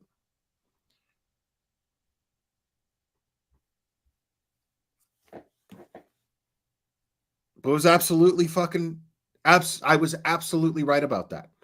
I don't mind patting myself on the back when it comes to that. I said that in theory, and then Brian Etten proved my theory. And yet here we are, and the trend hasn't picked up. But I'm going to keep doing this until it does. I'm going to keep doing this until that dream of a day happens when people generally have a higher standard for their true crime creators. I'm going to keep going and doing this. So, Betty, if you think that I'm not going to be covering your shit for the next 2 years, think again. They are so happy about that one thing. Can you imagine what I'm going to do with all the things that that woman has said about me 14 months prior to these alleged inaccurate information? So, you know, like their common sense is like, oh, we got her on this one count. Well, you watched what she did for 14 months before that. And if that one count is really her make or break of her case, how do you think my case is looking? Just to throw that out there. Just a little, you know, maybe your brain's... This is fucking hilarious to me, dude, because like she doesn't realize like I maybe this is just self-therapy for her, because the lawsuit with Queen Bee is going horribly not in her favor. Like it's going really bad for her right now. Currently, it's just in a bad spot. Right? Currently, it's in a really bad, shitty spot. And she's only got so much time to have to, she's in a position where she has to actually rewrite her entire lawsuit. She has to do the whole thing all over again. And I don't know how she's going to do that when she plagiarized the fucking first lawsuit off JLR. So I don't know how she's planning on doing this, but it's not going to happen. Like she's basically just fucked. It's just a matter of time. Brain's not. Maybe you're still stuck in hate, but maybe we just need to gyrate that brain a little bit so your common sense starts. Now, I haven't heard Headstones address her at all since she brought her channel back.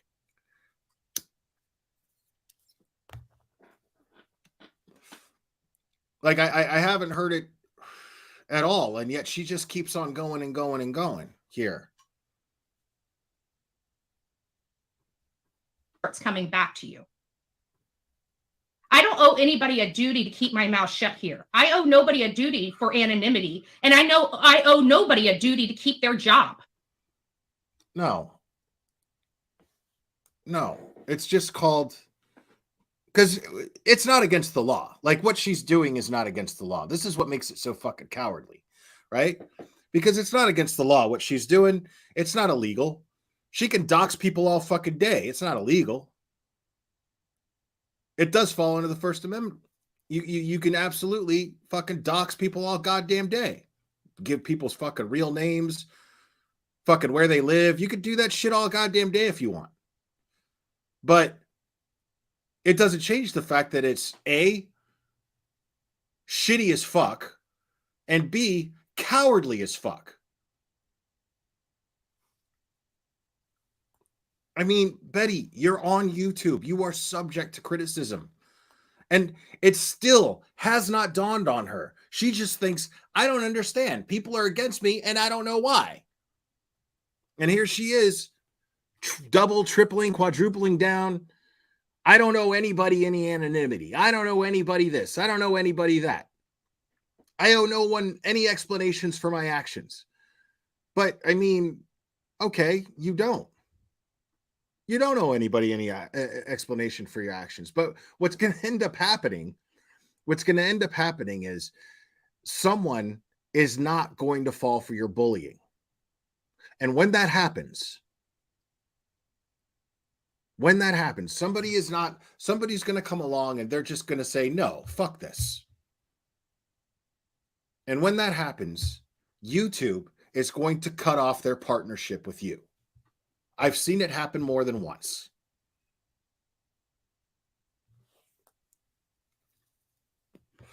Okay, Sean B. I got to be clear. That wasn't me using that filter. That was Blank Screen, dude. That was Blank Screen's video that I was making. Blank Screen is the king of filters, okay? That's Blank Screen. I don't put those filters there. That is Blank Screen, 100% Blank Screen. I cannot take credit for that. So I don't want you guys confusing, because I don't want to take credit for fucking somebody else's creativity, man. That's absolutely Blank Screen. So big shout out to Blank Screen for that. I owe nobody that duty. This little thing that you guys think is this under, no. I wish she stopped saying duty. You knock on my door. I don't talk to nobody. I don't go out of my way to hurt anybody. I cover true crime cases, and I'm going to do it as I damn well please, and people are just going to have to get used to it. Well, the way that I will tell you, the way that you damn well please covering true crime cases is by going after people. You actually go after people.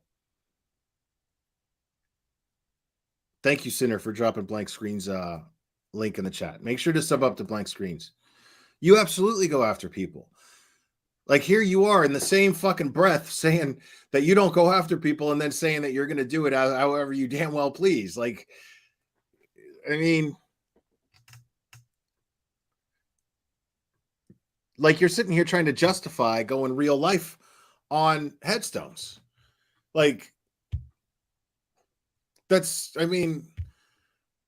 cowardly shit, dude. You don't see me ever sitting up here going, oh my God, you guys got to go after Andra. Go after Andra. I don't do that. Flood her phone, like go in her chat and fucking troll her. I don't fucking do that. Because that's cowardly as fuck.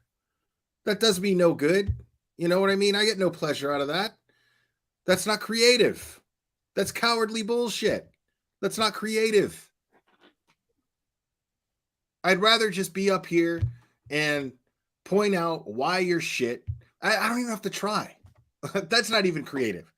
I don't even have to try. All it takes is to have some moral compass and a pair of eyes and a pair of ears to fucking know that what you do is shitty and horrible and victimizes people. Because what you're doing to headstones is you're saying you're not necessarily threatening headstones. You are threatening headstones, but what you're doing, what you're using to threaten her with is by threatening the people's peace within her life. Threatening the people that she works with, threatening their peace at their job, threatening to make their jobs more stressful. That's cowardly shit. That's somebody who doesn't know what it's like to have a fucking job. That's what somebody who doesn't know what it's like to have a job would do.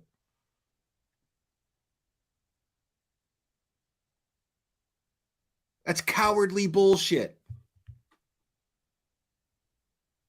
And you're sitting there bragging about it. Like you're sitting here just bragging about it. Like, oh, I'm going after, I'm doing this and I'm doing that. Like, okay.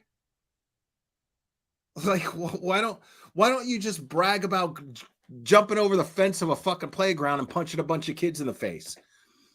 Why don't you do that? And that's the equivalent to me. I mean, that's what you sound like. Like somebody bragging about fucking cheating at a fucking game of Monopoly. Oh man, you should have seen. I took the fucking I fucking set up the cards just right so I could get Boardwalk and Park Place myself. Fuck with me. See what happens. That's what you sound like. You don't fucking sound like somebody who's winning a battle here.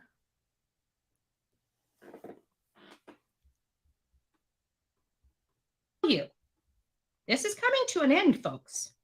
No, so it's you guys not. can claw, crack, No, scratch, it's not. and scream, but the people that did me damage are going to have to pay for that. They're going to. And while they're doing all the sneaky stuff still behind these back chat rooms, they do know that the internet is forever. And all this stuff that they're doing and hiding and trying to delete and all this. I love that she said that. I love that she said that.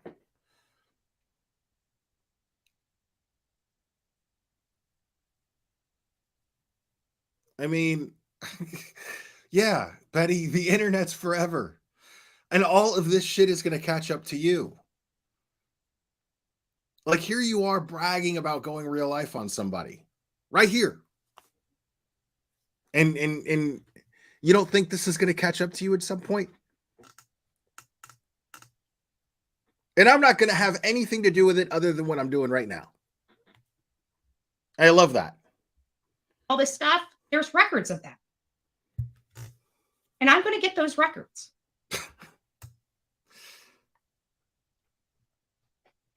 But no, this idea that that some teacher can target me and harass me and I have some duty to keep her job. No, you violated just about every. No, see, you have a moral responsibility to keep someone's real life out of the YouTube bullshit. But the thing is by going real life, like you are, shows that you are an immoral person. Betty, as much as you like to tell yourself out loud in a third person, Bullhorn Betty is a good person. Bullhorn Betty is a good person. Bullhorn Betty advocates for kids and victims and blah, blah, blah, blah, blah, blah, blah, blah, blah. But your actions prove otherwise. Because a moral person would just keep the shit on YouTube. There's nothing wrong with talking some shit. Talk some shit. It's great. See all these people in my chat? It entertains them. That's what I'm here to do. I'm here to entertain, man. That is literally all I'm here to do. is to entertain. I'm not here to solve mysteries. I'm here to entertain. That's it. I'm not here to investigate crimes. I'm here to entertain. And that is it. And what's funny is that's what you're here for too. The only difference is I know this. I'm aware of it. I'm self-aware. I get it.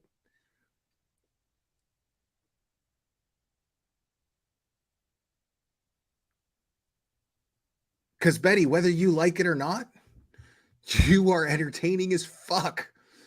The only difference is I'm up here consciously being entertaining. You're up here trying to be an advocate, and you're entertaining us with how fucking bad you are at it. It's so much fun. It's so much fun. But the bottom line is, whether you like it or not, you are entertaining all of us. Now, you can either embrace that, like I do, or just keep doing what the fuck you're doing, and I'll keep using you to entertain my audience.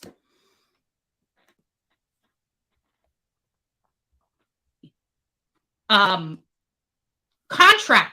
Like, you're not allowed to do this shit, and you're doing it. And you say you have a First Amendment privilege to violate your contract with that state. You're making that state look bad. You're making that school board look bad. And what happens? Who says that a teacher can't have a YouTube channel? Is that in a teacher's contract? Like, seriously?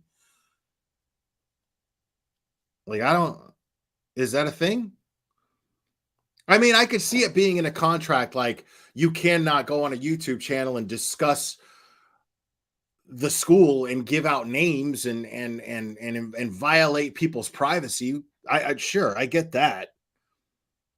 That makes sense, of course. You know what I mean? You can't make the school system look bad. You can't fucking dox kids. You know, of course not. But who the fuck says that you can't have a side job, you know, or a side hustle, making a little money, entertaining folks on YouTube?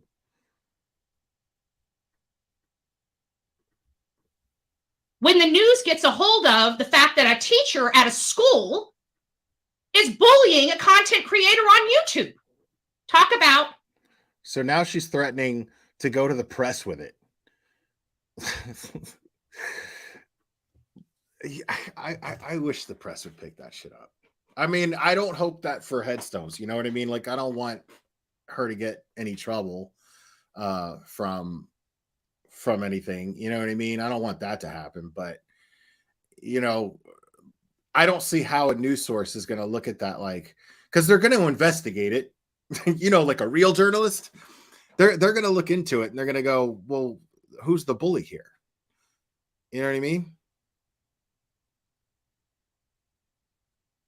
I mean, you just never know. Like, it's like, it took what, like 30 years for people to realize that Daniel was the actual bully in Karate Kid.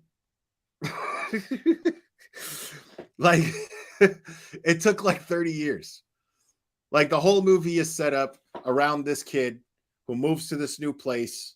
But the truth is Daniel was absolutely the aggressor.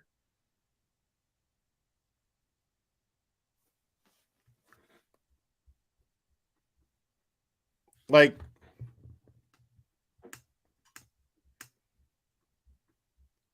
a scandal that the school probably doesn't want to get into. See what I mean? So I see, she knows that what she'd be doing is wasting everyone's fucking time, and they're going to act on not whatever Headstones is supposedly and allegedly doing, according to her. She's acting on the fact that they don't want to be bothered by her. This is the kind of person that she is.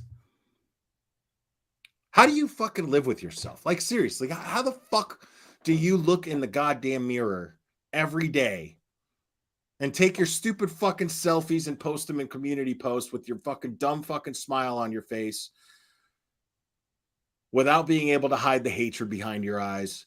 How the fuck do you do that when you know exactly what you're doing? You know exactly that you are a vindictive shitbag who just wants to use bothering people as a weapon against someone. Like, that's what happened with Crude AF. That's what she did. She went after his family and their business. And Crude AF was just like, you know what, man, it's not fucking worth it. It's not fucking worth it. I wish she'd do that shit to me. JLR tried pulling that shit with me.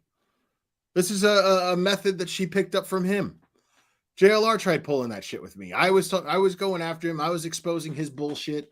And then he fucking blasted my family's information all over Twitter. And then I talked to my family and I was just like, you know what? You have every right. You have every right to tell me to just stop, and I will. And they were like, fuck no, fuck that guy. That's exactly what they said. Fuck that guy. Keep doing what you're doing. All that means is that he's scared. Keep doing what you're doing.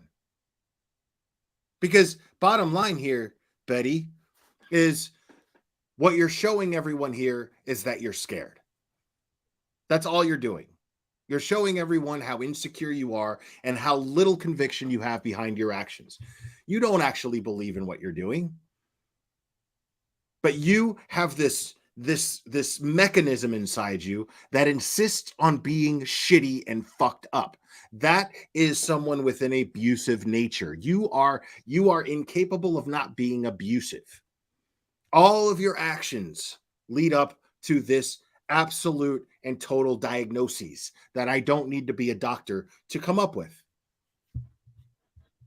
Your actions are always that of someone who is abusive. You have an abusive nature, period. And it's clear.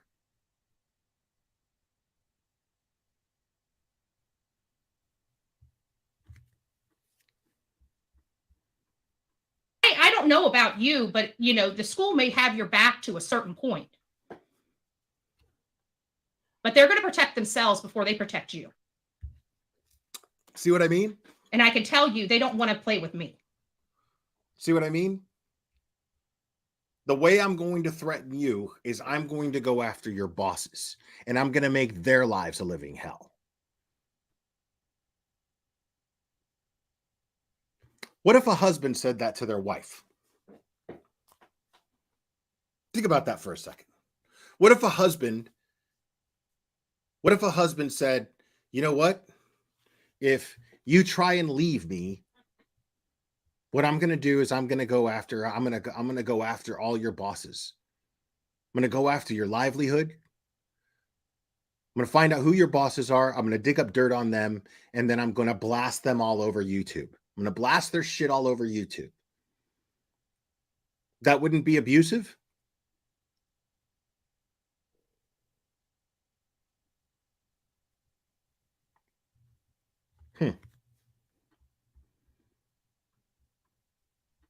Because I dance with school boards all the time. And I can tell you, most of them do not like me by the time I'm done. No, they don't like you because you don't have any kids and you show up to school board meetings when you have no business at them and you're just there to start shit. That's why they don't like you. Not because you make good points, not because you make good arguments, not because you're fighting the good fight, because you're showing up someplace that you have absolutely no skin in the game and nothing to contribute to. That's the only reason they don't like you. Every time I've seen or streamed one of those times where she shows up in a fucking school board meeting or a town meeting, whenever she goes up to that podium with her fucking swaying, getting ready, the entire fucking panel of people just sit there and go like this.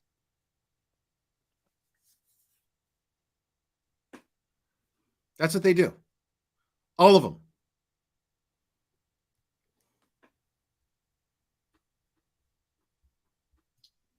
So, with that being said, I'm done. If you guys are done with the drama and you guys find something else to move on, but I will tell you, even being behind a paywall, you might want to watch what you say because you never know who's in that chat room. And just remember, I don't do sneaky shit behind the scenes. I come right to your face and tell you. If you don't cut it out, that's another thing. You're most likely going to lose your job. And that's not my fault. See, that's fucking crazy. Like, why not just do that? You know what I mean? Why not just do that? Why not take it to one of these fucking shitty daytime fucking TV courtroom shows? That's fine. That's not a waste of resources. That's what they're fucking for. Take this shit to fucking Judge Judy, even though she's fucking retired now, right? Take this shit to fucking, I don't know, whoever the fuck. I don't watch daytime TV. I haven't in years, but I mean, aren't there fucking these daytime TV shows, man, that deal with this fucking bullshit? Take that shit to that kind of court. You could still win money. There's still legitimate court. You know what I mean? But take it where, you know what I mean? Take it to a judge that signed up for that shit. Be a decent person and take it to a judge that signed up for that shit. You know? Take this shit to fucking Dr. Phil, for fuck's sake. Let him fucking settle it. I know, dude. Judge Judy would shut her the fuck down in such like that shit would be so fucking funny, dude. I would absolutely love that. I would love that. Just to see Judge Judy just be like, okay, so where's your proof? Where's your proof? Shut up. Okay, I'm not talking to you. I'm talking to her. I'm talking to her. Shut up. Shut up. You're a liar and you're a whore. Shut up. Zip your lip. I'm talking to her. One more time, and I'm just going to rule in her favor. I don't care about the facts. Fuck the facts. I'm just going to rule in her favor. That would be your fault. Because I'm only going to play with you for so long. So, now that we know Bullhorn Betty's got brass balls, let's move on, okay? Let's move on. Because they've got 100 people that have been coming after me for 2 years. I'm still sitting here. That's a pretty shame. But that's not bullying, right? That's not bullying. Not at all. One person having to take on 100 different people with 10 accounts each. Suing somebody is not a threat. Sorry. Now, if I were to say, I'm going to hunt you down, find you, and beat the crap out of you, yeah, that would be a threat. Me telling you that I'm coming after your job if you keep this up is not a threat because you are a government employee. That's absolutely And at the end of the day, our government expects you to condone yourself in a certain manner to have that government job. Condone yourself? To have the benefits that you have, your retirement. But you have to conduct yourself like an honorable teacher as well. No, and she has to condone herself like one. What you do behind scenes and when you're off the clock definitely does affect that school. So, you know, you're playing a very dangerous game. And if you think I'm going to be sued. See, no, it absolutely doesn't until you bring them into it. See, this is, again, a gross display of a lack of accountability here. Everything is everybody else's fault. You did this, I didn't. No. I mean, Betty, if you just embraced that you're a fucking drama channel, just embrace it. You know what I mean? Like, it'd be fine. You know, just get into the back and forth. You know, it's fine. Hell, you'd make a shit ton more money. You would. You'd make a shit ton more money. You'd get way more views. You get way more stupid people super chatting you. I mean, you would just embrace it. Just fucking own it, Betty, for fuck's sake. Exactly, blank screen. Calling someone out on their bullshit is not bullying. It is not bullying. She feels like it's bullying because, oh my God, it's coming from every direction. This person's doing it. That person's doing it. That person's doing it. Well, that's because so many people can't fucking be wrong, bro. Like, did you ever think of that?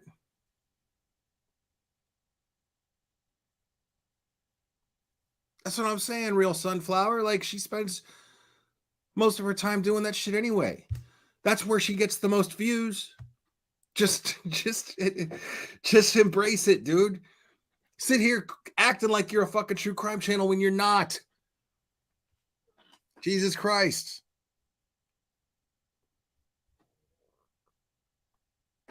Like, Queen Bee at least embraces it. Queen Bee embraces it. She's drama as fuck. She's the drama channel on YouTube. The drama channel. Like, I mean, just embrace it. And then you go and file a lawsuit against the drama channel on YouTube. How the fuck does that not make you drama? You give a fuck what these drama channels are saying about me? Like, seriously, man. Let them. Like, let them. I'm still going to do what I do up here. Like, all you got to do is either fucking just embrace being a fucking drama channel or just, like, focus on the true crime if you're a true crime channel. Just don't even bother, like, addressing the shit. Just get on with your true crime content. That's it. But it gets to you so bad. Oh my God, somebody said something bad about me. Oh. It's like,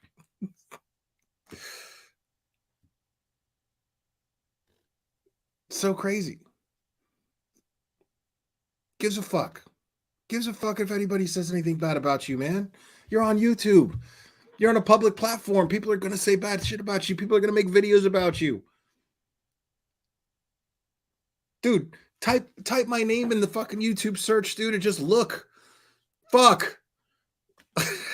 There's so many fucking videos about me from trash channels. You hear me fucking up here whining about each one of them? Oh my God, I'm coming after you.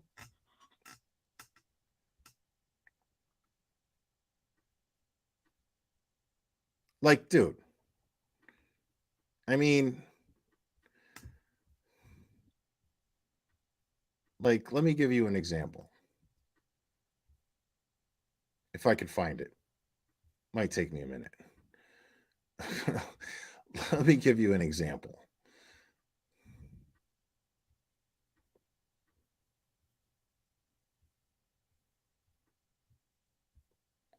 Like I said, it might take me a second here, but I know I have it. I mean, I saw this and I was just like,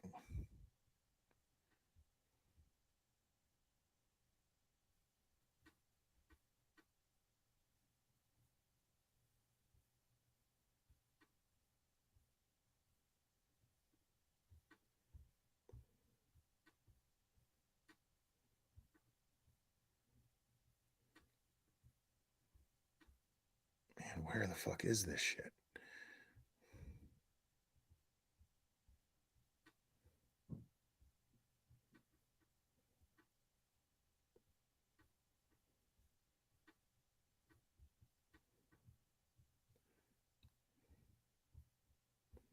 I don't know. I may not be able to find it where I'm looking for it. I thought I saw it in this spot, but oh, wait.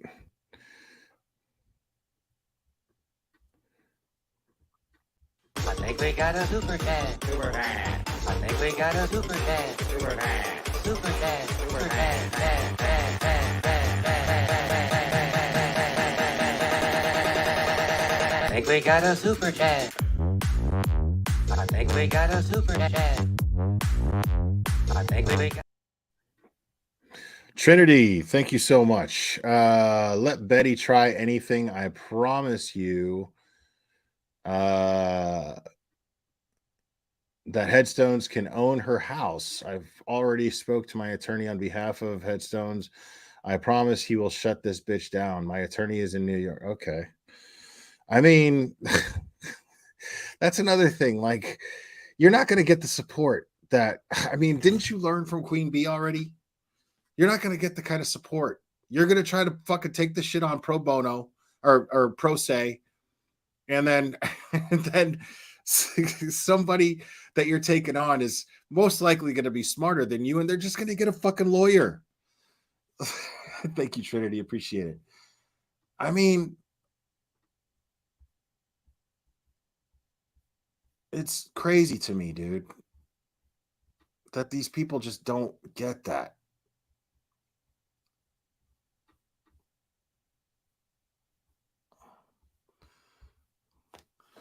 All right, so yeah, I'm not finding it here, but let me what's the timestamp on that? Okay.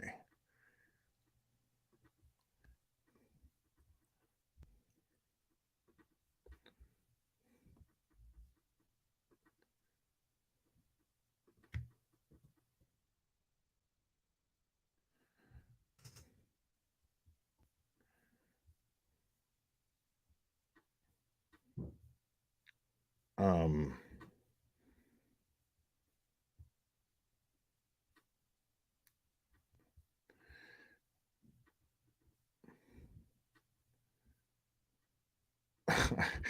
Damn, like I wish I could find it, but I probably won't. Um but like there's somebody right now like spreading these false rumors about me, and it's really ridiculous. And like when you see this person's behavior, it's like I'm worried about what this person's saying about me. Seriously, you know, but I don't have, yeah, I just don't have I don't have the photos. Um and then, you know, it's like I don't, and I'm not going to say much about this cuz I wasn't really planning on it, but um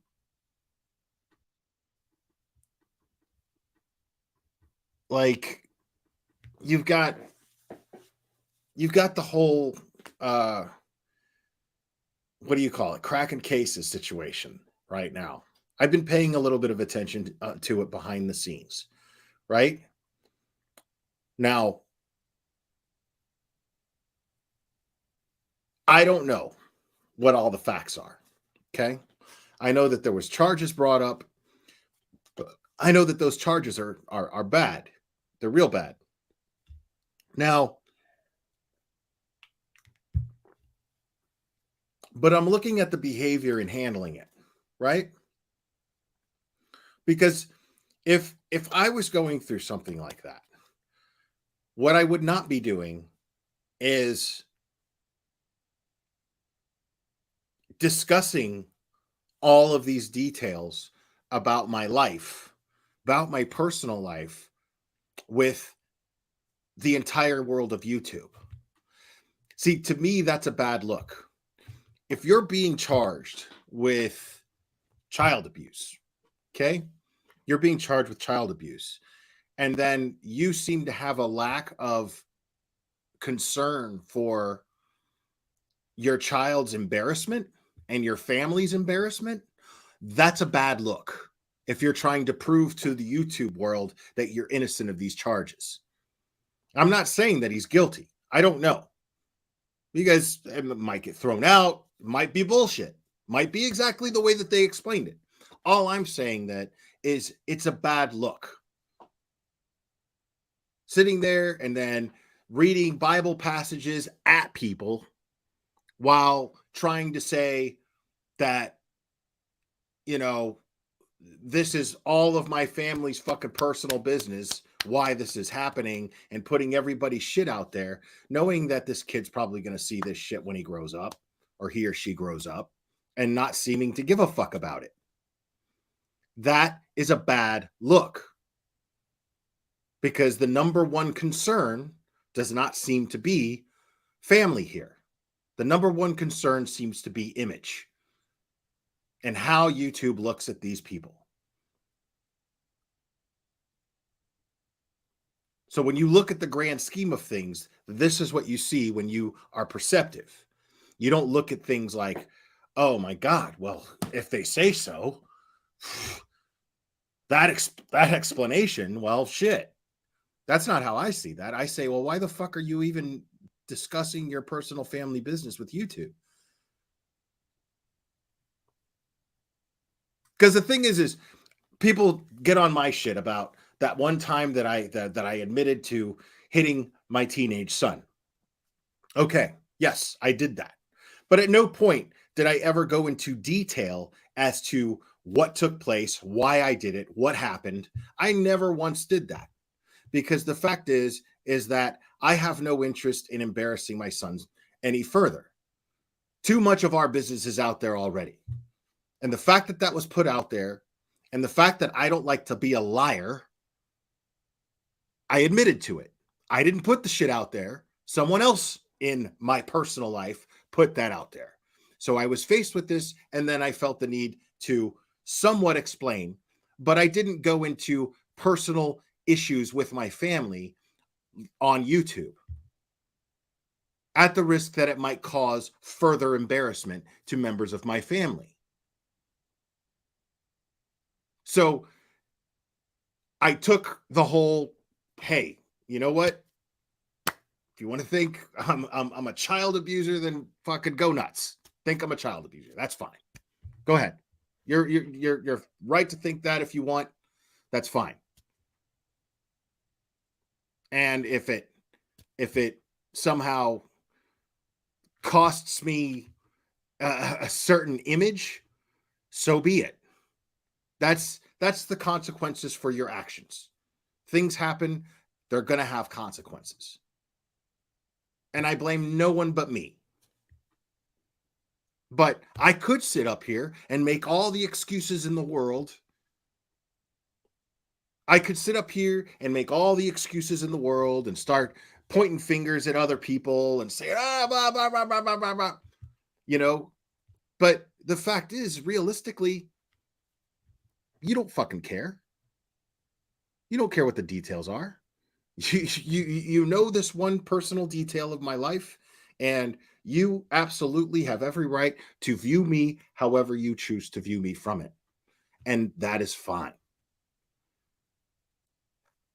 But seeing this and seeing like a fucking essay on a community post of every detail of someone's personal life, that I'm just like, what? If you're trying to convince people that that you're more concerned about family than you are yourself, then that's not a good look. You know? Like, just take the L. I mean, if I had those charges, I would just be like, you know what, man? That's none of anybody's business. Think what you want. I don't owe you or anybody an explanation on anything that's going on in my family's personal life. I don't owe anybody anything. And you have every right to think what you want. Simple.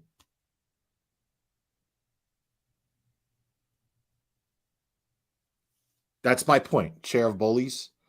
That's exactly my point. Absolutely exactly my point.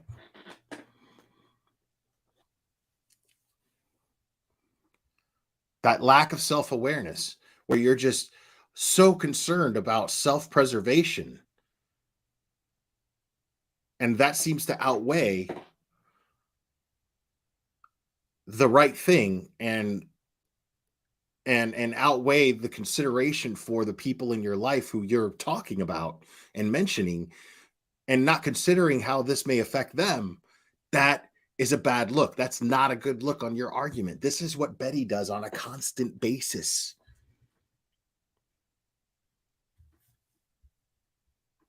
She is sitting here right now in all her glory, justifying her actions in her mind, but she's not justifying it to anyone else. I'm not convinced of it. Nobody here in the chat is convinced of it. The only people that are in her chat cheering her on are people who just want drama.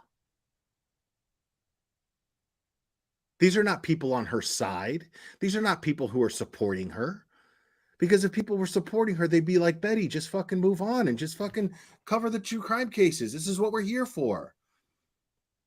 When's the next, where's the topic that you titled this video?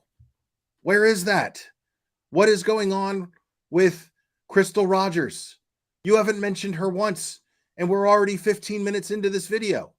What the fuck, Betty?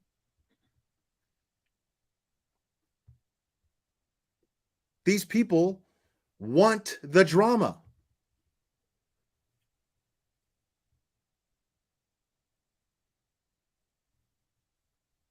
Like that's what blows my mind. You've got these people in Cracking Cases' fucking comment section going at each other and over someone else's personal life. What does that say about those people? I'm going to have an argument with somebody about somebody's personal fucking life, about somebody's personal business. What the fuck does that say about me?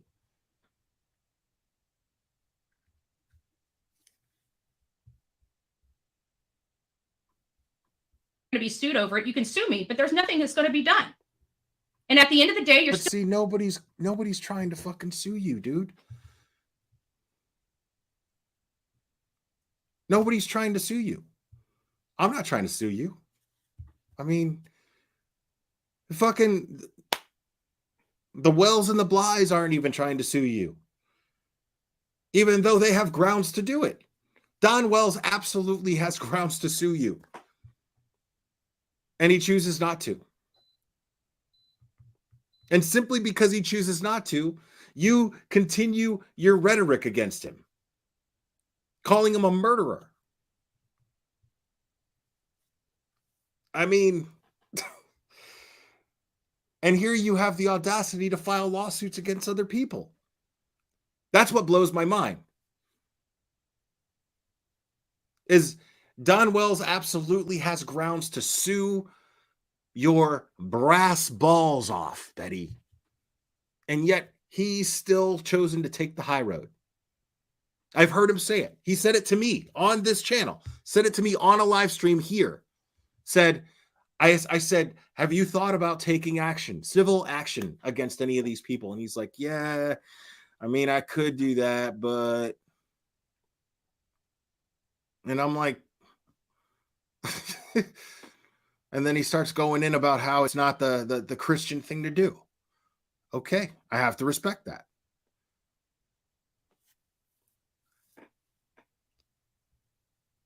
And then the fact that this guy is taking the Christian high road and you call yourself a Christian and then you file a frivolous lawsuit against Queen Bee is amazing to me.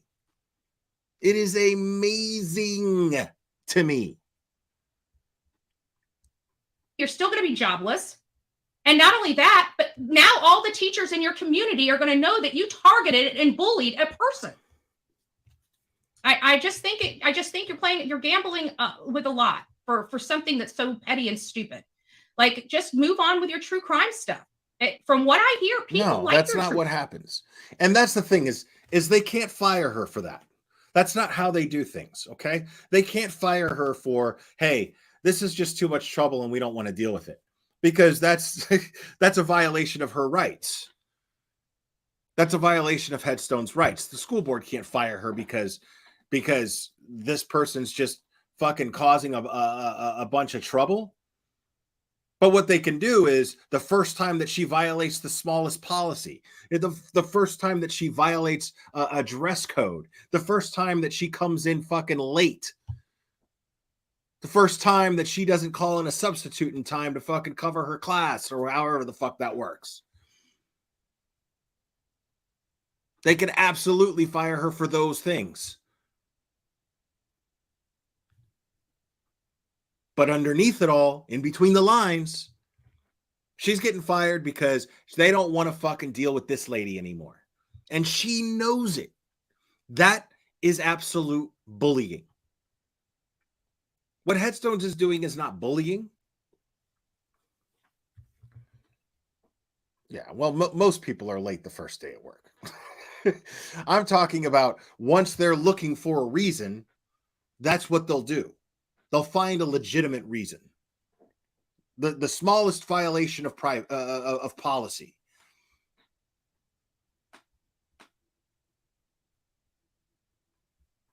True crime stuff. They just don't like the bullying and the attacking. Because, I mean, let's face it, if you didn't come after me, I wouldn't even know who you are. So therefore, your job wouldn't, me sending this stuff off to. You hear that? If you weren't coming after me, I wouldn't even know who you are. No. You went looking for who she is. You went digging to find out who she is. Don't say, oh, well, if you hadn't come after me. No. That's like saying, well, you know, if you hadn't worn that short skirt, I wouldn't have raped you. If you hadn't come after me, well, then I wouldn't have fucking doxed you and violated your privacy. The fuck?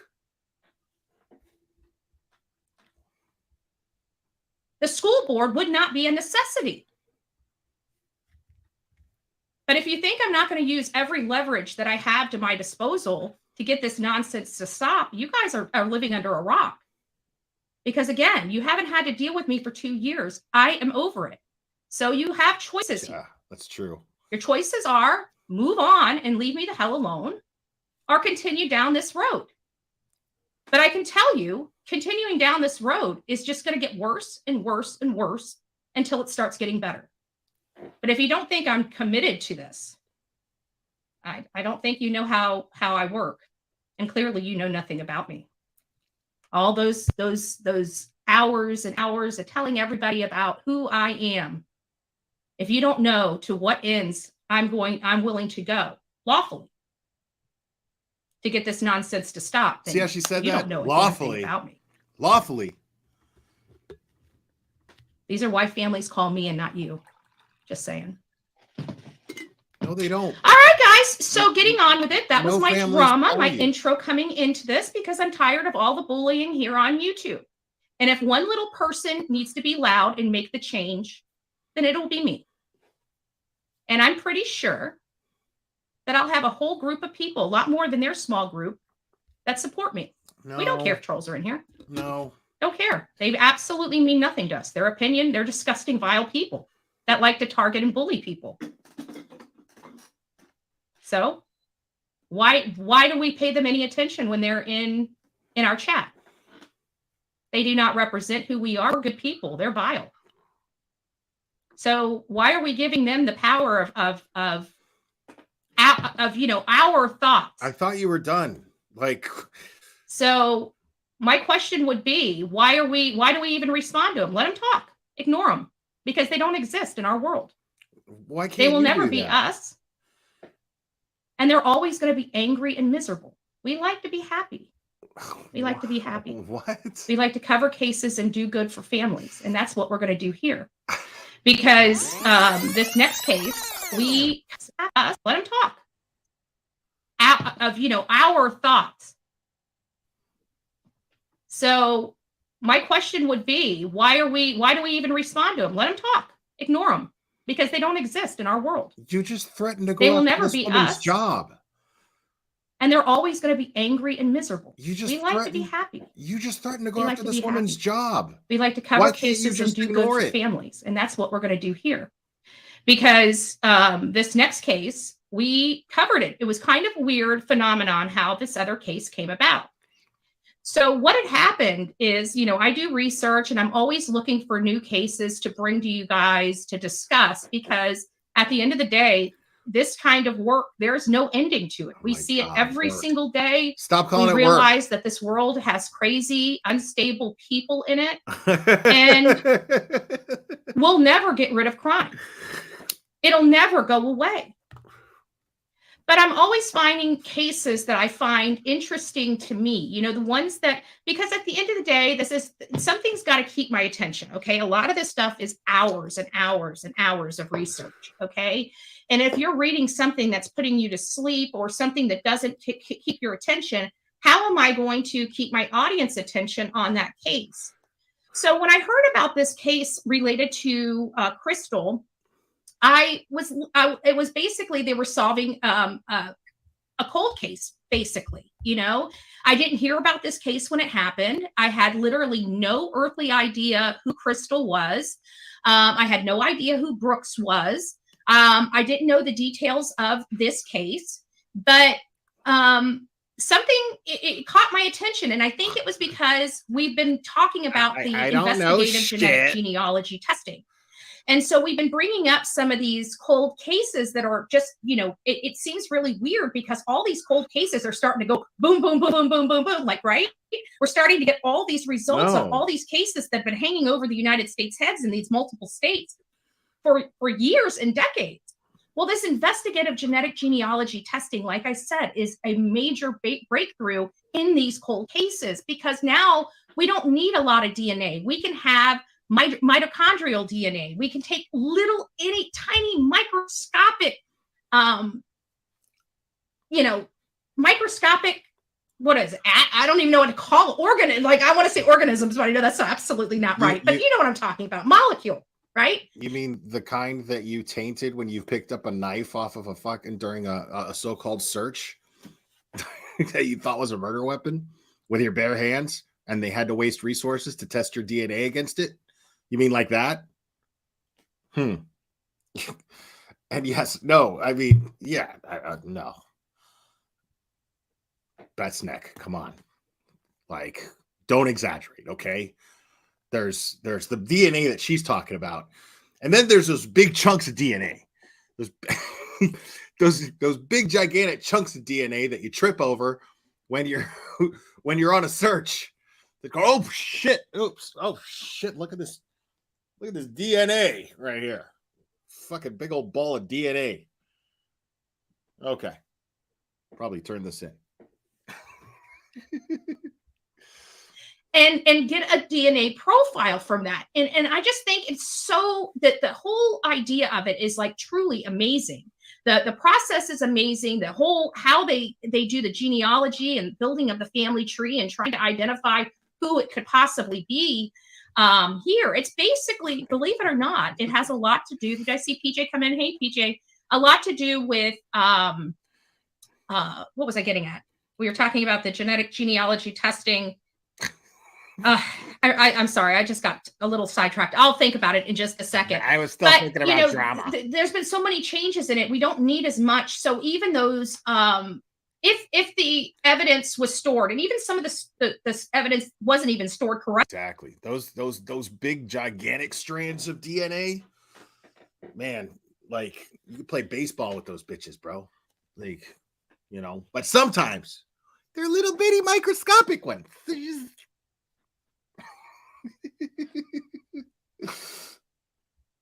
correctly, and they're still able to get a DNA profile from it. So it really is truly an interesting process that they go through. But we've noticed that they're starting to clear a lot of these old cases.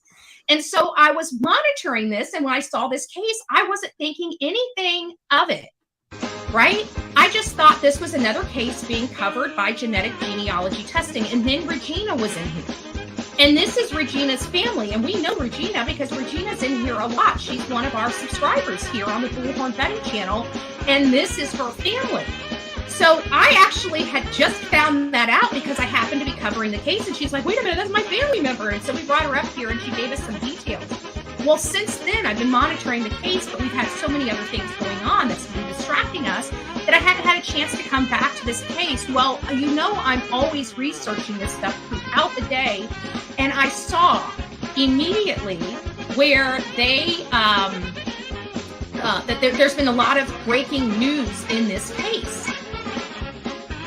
And this case went from it just being a missing person, and now they found her, and they know that now they are able to link the boyfriend, Brooks Hope, I think is how you pronounce his name, Brooks Hope. But her father was also killed in 18 months after she disappeared. He was killed in a hunting accident, or so we thought. But listen to this. They found the gun that they think killed the father. And guess what it's linked back to? The Hope family. Whoa. The Hope family. This is not just Brooks doing this.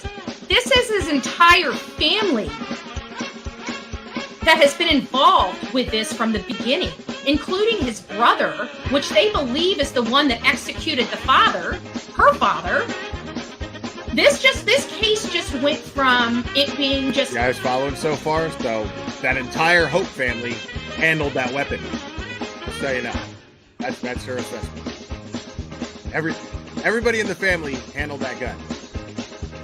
A standard cold case being closed to now this being one of those. It sounds awful to say, but it is absolutely true. Clip me, beat me up, I don't care. But now this has some twists and turns, and it's becoming a much juicier story, and it's becoming a much more juicier storyline. It's sad that somebody has lost their life, but because of this DNA testing and being able to finally link Brooke, it opened this whole entire case wide open. There's multiple people that have been arrested related to the disappearance of Crystal. But before we get started on all this information, we're going to be here for a little while. I've got a lot of stuff pulled up for you. We're going to take a walk down memory lane, and we are going to get up to date on this case because it's a case we're going to monitor. This case has now just elevated itself to being a really messed up case. And I'm glad that now we have a potential. Yeah, I mean, murder cases being messed up. Jeez, that's a new one. Of not one person's case being resolved, but two people's cases being resolved. And the people responsible for the death of those two people are looking, it looks like we're going to be having justice for both of them here in the near future. Whoa. And we can't express our gratitude enough. It's a little, I mean, justice comes late sometimes. The wheels of justice turn slow. And I went and reviewed this entire case. And, it's really easy to sit there and point the finger. Because you guys know, I have no problem saying, law enforcement, I back the blue, and I want them to do the absolute best that they can do. And I realize that law enforcement makes mistakes. Yeah, tell Chief Hadley of the Chatham County Police Department that you back the blue. Just like everybody else does. And so I'm not oblivious to that, nor do I put law enforcement on a pedestal acting like they're some kind of superhero when they're normal Joes just doing the best that they can. I understand that. Sometimes they push the envelope in some cases, and in some cases it's not. I don't disagree with it. But I don't have a problem, vocalizing my thoughts on law enforcement. Oh, that must in be this exhausting. particular case, this was one that wheels of justice turn slow. There's possibility of corruption in this particular case. There is. But in the grand scheme of things, I kind of understand why it did truly take law enforcement, so long to arrest him. And it wasn't their fault. They were being hindered by anybody and everybody around Brooks' house or Hope. They were covering. What's really funny is I don't even know the fucking case she's talking about. No idea. But I don't have to. Because I happen to know Betty. And I know Betty has not even the slightest fucking clue as to why investigations take as long as they do. Someone who who claims to be privy to the law and is educated on the law, right? She still doesn't understand the concept of building a case that can be used in court to prosecute someone beyond a reasonable doubt, and that it takes time to collect and process evidence to get to this point.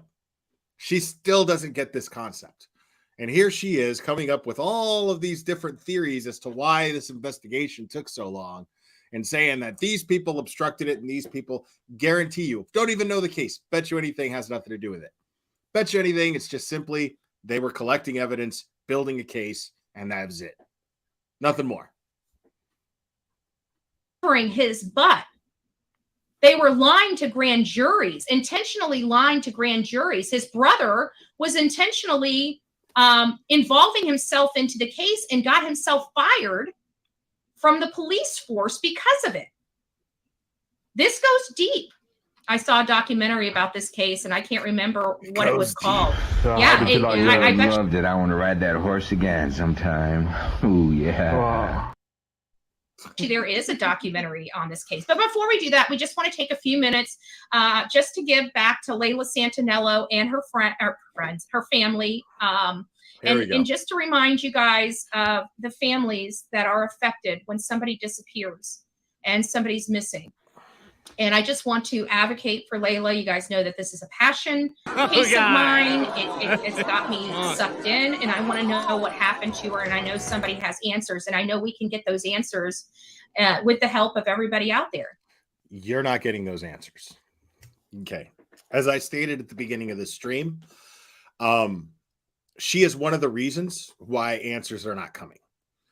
And I'm not saying they're not going to come. I'm saying they're not currently coming right now. They're not. Right now, this case is in a real shitty spot. And she absolutely has contributed to the hiccup, for lack of a better term, as to where this case is. Here, I really truly believe. So here, I just want to take a few moments to hand it over to Jen and Layla. Hi, my name is Jennifer Santinello, and this is my beautiful daughter, Layla. Layla has been missing since June 27th of 2023. She was last seen at the Marble Slab Creamery in Eaststone Commons on Eastman Road in Kingsport, Tennessee. On June 24th, Layla's boyfriend messaged me and asked if I know if my daughter was in jail. I asked him these questions. I was very confused. I called all the jails. Because Layla's boyfriend was using her account to message me, Layla was able to see that. When she logged in later that night and saw that I was Hey, yeah, big shout out to Brandy Churchwell, 13th juror. She's got a great channel. Y'all sub up to Brandy Churchill, 13th juror. She just hit 10K, y'all. She just hit 11K actually. So go sub up to her. Confused and worried, she reached out to me. These are the last messages I have received from my daughter. Okay, let me see what these say. Thank God I'm fine, Mom. Why the hell did you think we're in jail for? I don't know. I've been with a friend. I don't have a phone. Text or call. I'm using someone else's. Okay, I love you. I love you much more. Okay. The following Monday, her boyfriend reached out again. I had spoken to my daughter a little over 24 hours prior and was waiting for a phone call from her. I had imagined that they had had some type of argument that she didn't want to discuss. For those of you in chat that are saying that SF is going to find the answers, he's not. Okay, SF Investigates has stepped away from this case, and I understand why. Chloe is involved in the case, and Jennifer, the person who you're watching in this video right here, she has her own private investigator team, and that PI team is working with Chloe, and both are absolutely working in concert with the police department. So, but SF Investigates is no longer involved in the case. Because he had access to this account, as you can see. So I was waiting for the phone call so she could explain to me what was going on. I didn't want to help him find her. I felt I was being manipulated into doing so. And quite honestly, I felt relieved because this relationship wasn't a healthy one. In the early morning hours, of June 27th, Layla's father called Kingsport Police Department and reported her missing. Some of these details were actually incorrect initially because he hadn't seen her recently and didn't know that she had lost weight and changed her hair color. They had to be corrected later. It's been 3 months since the last time Oh, did I he? had any contact Okay. with my firstborn child. Okay, so I did not see that Twitter post. Haley Hopes, thank you for that. He did say that on when he was here, when he was a guest here, he did say that he was going to coordinate something like that. I don't think that he's actually involved in the investigation anymore. But he okay, Brandy Churchwell. Good night. And again, congrats. So I think that he's just making do on a promise. I think that he was already coordinating the search prior, and I don't think that, but I happen to know for a fact that he has pulled away from his efforts in the actual investigation where it means following up on leads, going and interviewing people and things of that nature. But he is what he does specialize in are organized searches, organized search and rescue. So, oh yeah, Kaylin, I actually texted with Bob today, or DM'd with him. We're gonna set something up actually very soon. So thank you for that. I appreciate it. My heart hurts, my head hurts, and I'm here today to ask for your support, to ask you all to share and keep sharing and spread her face and spread her story as far and as wide as we can. There are still so many people just here in town that haven't heard.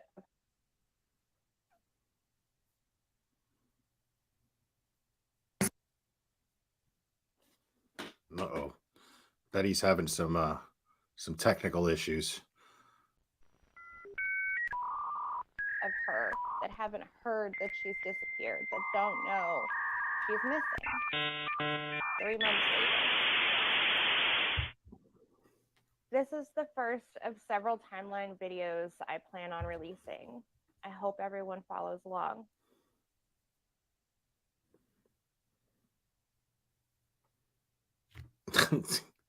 There we go. Sorry about that. I had to kick the equipment, some of my equipment off because it was interfering with the internet. I fixed everything I can. I'm just going to have somebody come out here and just finish up whatever. But anyways, that's not neither here nor there. This is a very sad case with this young lady, Layla Santinello, and we want to do everything we can possibly do to advocate for her, for any information that leads to her whereabouts. Now, again, there is a $2,000 reward. We're working on getting more more money to raise that reward, and hopefully we'll be able to do that with the help of all of you. We're on a dollar will do campaign for this particular case, and if you guys have a dollar will do. Anything that you can do to help this family would be greatly appreciated by everybody involved, obviously. So getting back to Crystal's case, all right? I want to turn my equipment back on, but I'm just having a problem. Sometimes it works just fine. Sometimes it doesn't, and I don't get it. But this is a case that just has a lot of, let me try the wrong one, a lot of twists and turns. So we're going to go all over over the place. The timeline. I think that first what we need to do is get everybody up to snuff on what happened in this case, because again, this case is starting to have some major twists and turns in it, and it's really starting to heat up because now it doesn't look like it's just Crystal. It looks like this family took out her own father in an effort to cover up whatever Brooks did to Crystal. It's crazy.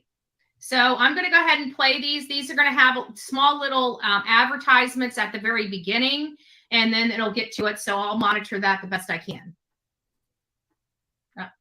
Crystal Rogers disappeared. Police make an arrest for her murder. Brooks Houck was just booked into the Nelson County Jail. He was Rogers' boyfriend at the time of her disappearance and has been the only suspect in the case. Houck is charged with murder and tampering with evidence. WLKY's Lauren Adams has been on this case from the start and joins us live from Nelson County, the courthouse there, with the very latest. Lauren? Guys, I guess it's not my audio equipment causing. I think I'm just having some internet issues here. Why are you saying audio equipment? Like, you don't have audio equipment. You have a fucking computer that has audio on it. There's no audio equipment. Stop acting like you're sitting there with a fucking soundboard. So I'm sorry if it's affecting you, but it's showing that my internet is completely down and I literally have nothing running on this computer. So I don't. Like, you hear that echo? She's not even using a mic. She's using a mic that's the factory mic connected to her computer that comes attached, that's part of the computer. And this is the only system working. So just bear with me. It'll probably be intermediate. That's like, she might as well be streaming from her issues, phone. So just bear with it. Well, good afternoon to you, Jennifer. I spoke to several family members. At this point, they tell me, really, they just need some time to process the morning's events. Keep in mind, no one had any idea this was coming. A lot of these folks woke up to a text message or a phone call that Houcks had been arrested just a short time ago. Now, while they're not up for talking today, understandably, the family did want me to pass along this. They say they are extremely grateful for the continued work of investigators, everyone who's had a piece in this case over the past 8 years. Now, we do want to let you know, Jennifer, Sherry Ballard, that's Crystal's mother. She was at this courthouse earlier this morning, presumably to get a look at those court documents and learn more about this arrest. Now, the indictment. It's a little disconcerting to know that somebody that close is a suspect on a murder that's been 8 years old. Just the rumors that fly. And everybody knows about the case, from our church to the people we meet at the restaurant. Suspect in. Dude, like, first thing you do is just make sure that your internet is working, and you need a fast computer with not a lot of bullshit downloaded on it. Like, it's like, just, I mean, dude, I literally have an Ethernet cable that goes, like, my studio is in my basement, and so I have this Ethernet cable going all the way. I have like 100-foot Ethernet cable going all the way, taped along the wall, tucked under the carpet, going all the way up the stairs, along the stairs, to make sure that I have decent internet. If my internet goes bad, it's just because in this neighborhood, sometimes the internet goes bad, but I'm plugged directly into my fucking router, dude. Because I can't have that shit. That would drive me fucking crazy. I mean, yeah, I use my laptop too, but. In October of that year, he denied any involvement. The case. Oh, I just want to clarify, a Jeep girl. No, there's like 4, or I'm finding out there's multiple people in jail. That was just the person that was arrested, the most recent. I dug into this case, and there's a lot going on that does not meet the eye, and we're getting to it today. You're going to be surprised, Jeep girl. That's all. There's more. A lot more. The case has been slow to progress in recent years until the appointment of a special prosecutor earlier this year. Then in September came the announcement of the first ever arrest in that case. Do you remember that? 32-year-old Joseph Lawson charged with conspiracy to commit murder and tampering. That Joseph Lawson is the most recent one. It's the most recent one. With physical evidence. Many, including the family, were optimistic that was the start of some real movement. Still, news of Houck's arrest, as we mentioned, came as a shock to the family. We have learned Houck's, a contractor by trade, was arrested at a subdivision where he is currently building homes. And neighbors in Copperfield tell us they were relieved to learn of that early morning arrest just a few doors down. It's a little disconcerting to know that somebody that close is a suspect on a murder that's been 8 years old. Just the rumors that fly. And everybody knows about the case, from our church to the people we meet at the restaurants. Everybody knows about Brooks Houck, and I had no idea. I've never met the guy. So, and it is true. We're going to find in this timeline that I've got up for you guys, we're going to find out that not only did everybody knew, law enforcement knew. They just didn't have, according to this, they didn't have, the evidence. I truly believe there was somebody in bed with one of their family members. It sounds like they're a well-to-do family in this area. I could be inaccurate on that statement, but from what I'm seeing, it seems like they did have some type of, they had the farm, they had some type of money in their home, in their family. And I think they leveraged that because this entire family is corrupt as hell.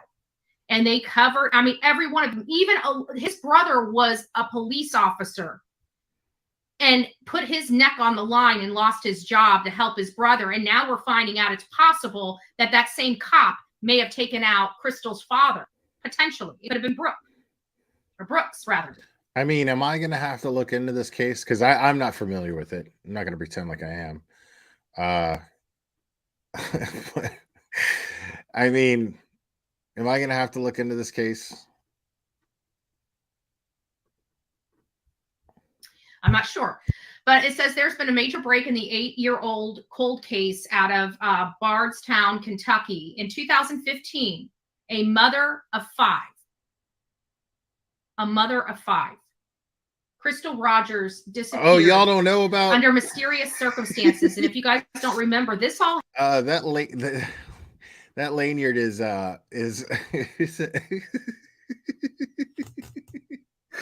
for those of you who don't know, BHB considers herself a member of the press.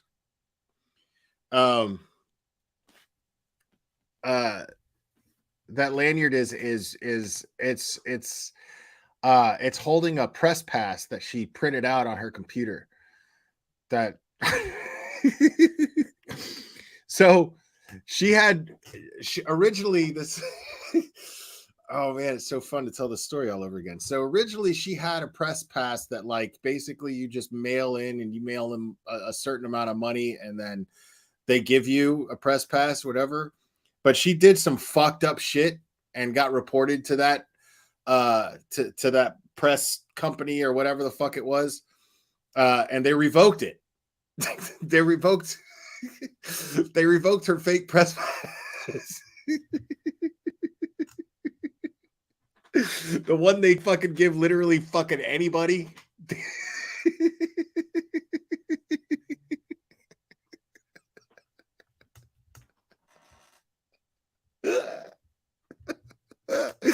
Oh my god, I can't. I forgot all about that shit. They fucking give that shit to fucking anybody and they revoked it. So she decided to be like, well, I don't need you. And then she made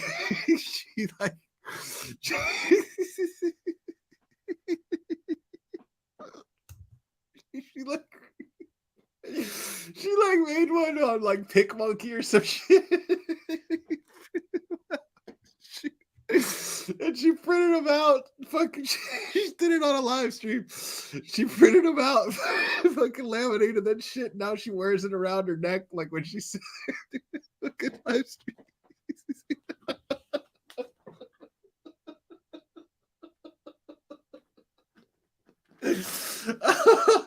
Oh fuck! Oh my god, I'm crying. That shit is so funny as shit. Fucking ever. I completely forgot. I'm so glad you asked me that. Oh fuck. Oh, that made my night.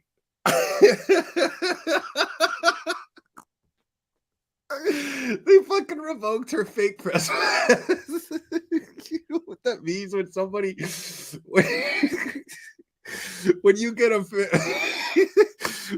a press pass from fucking someplace that fucking gives them to fucking anybody. And they're like,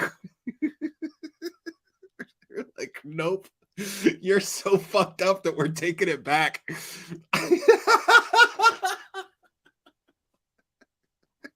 And she was like, Well, I'm going to make my own because freedom of the press.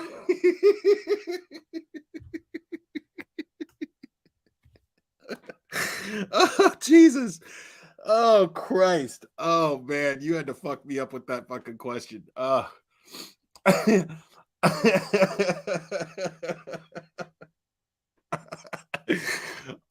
you motherfuckers in my chat. I swear.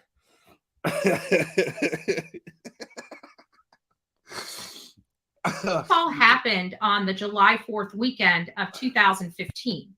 So when I think of July 4th, I think of, especially with adult parties, alcohol. So I keep wondering if this is the kind of guy that changes when he's drunk. And we know that there are people that go out and get intoxicated and they just become a different person. So could this have happened in something that transpired on the 4th? Obviously had to have led to her murder, because she was murdered. Her body was found. So in 2015, on July 3rd, that was the last time anybody saw Crystal Rogers. And she was the girlfriend of Brooks Hoke.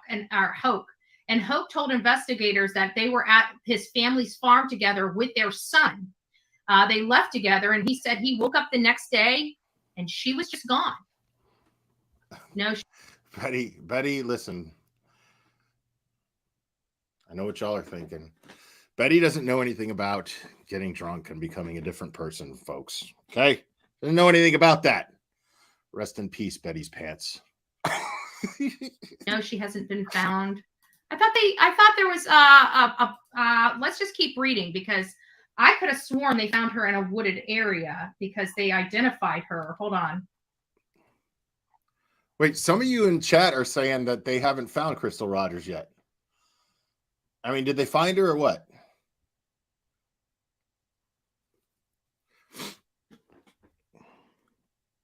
Everybody's saying they didn't find her.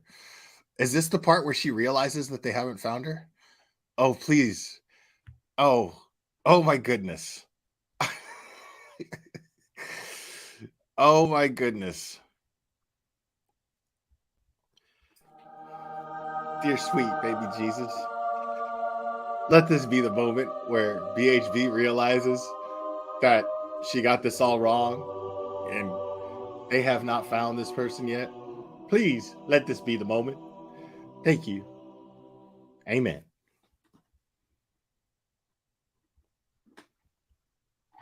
I'll read through the timeline, but I could have sworn there was something that they had found, because again, I read through. If you look at my tabs, like I've got 15 tabs open here, but we'll read through it. So it says right here, July 5th, Sherry Ballard Rogers' mother reported her missing. That was on July 5th, 2015. Mm-hmm. In October, Nelson County state that Brooke Hoke is the suspect. He's the main suspect. Mm-hmm. Nick Hoke is fired from. So let me clarify that for all the people out there. According to Jeep Girl, she has not been found. So I want to make sure that that's clarified. I will read this and we will get it verbatim. But Jeep Girl, there you go. I hopefully that's satisfying. What happened to all that research? I thought you did all this research. Okay, so maybe I can get back to this. So Nelson County Sheriff states Brooke Hoke is a suspect. Brooke's brother Nick is fired from Bartown's police department for interfering with a criminal. Didn't you spend like the last 15 minutes talking about all the fucking research you and your team did? Investigation into the case. December, Danny Singleton, who worked for Brooke and his family with him, was arrested on 30 counts of perjury and lying. So the very first person arrested in 2015 was Danny Singleton. That was number one. And we're going to talk about Danny Singleton. So that would be the first person that is in here. And he was arrested in 2015. So 2016, May, Brooke Hoke's grandmother, Anna Whiteside, invokes the Fifth Amendment when subpoenaed to testify before the grand jury. So they're not answering any information before the grand jury. She hasn't been found. Sounds like they are pretty darn close. Yeah, because it sounds like what happened to her is they're not I don't think it's like they buried a body. It sounds like there's something more involved here with all these people's hands in it. Bro. Because again, that was one. And then Bro, you know how fucking sad it is, dude? Like, do you know how fucking sad it is, Betty, that I don't even know this case. And just from my chat alone, I already know more accurate information on the case than you do. And you did all this research. Like, how the fuck is that even possible? I've never even seen that before. I didn't even know that was a fucking thing. Somehow I know more about this case already than you do, just from my chat. Just from my chat. How the fuck is that even a thing? Like, this is a first. I've never seen this shit. And then his grandmother pleads the fifth on the stand, so she wouldn't even testify for him or against him. Yeah, the whole damn family's involved. The whole family. The whole family. August, a search warrant is served on Nick Hoke Whiteside home. Now remember, Nick is Brooks' brother. Pulliam Avenue. Days later, another search warrant is executed at Whiteside's home and garage, as well as the home of Nick Hoke. A little more than a week after the search warrant was executed on the farm of Rosemary Hoke, Brooks Hoke's mother, and we even have some of that content on here as well. It's not really anything really interesting, but you can see the amount of effort that they had at this farm. I had this 10-step routine, but my frizz was still out to here. Then I took the post quiz and input all my... There it is. That's the family farm. Bro, all that money you fucking milk out of your fucking chat because of the work you do, and you can't fucking get YouTube Premium. That's scary. She disappeared on a farm where there's a lot of places that family knows where nobody would get to. I think the reason this was done was over a baby. It's possible. It's possible. He definitely wasn't, it doesn't sound like he was a good man. But look at that. They're even in the water looking. They're doing inch by inch. Inch by inch. Yeah. Yeah, like, Kaylin, yeah, you're new to the Betty stuff. Like, let me bring you up to speed. This is the second time in this stream where Betty's being called out on saying that a missing person was found when they weren't. just saying. The second time in one stream. Okay? Mind you.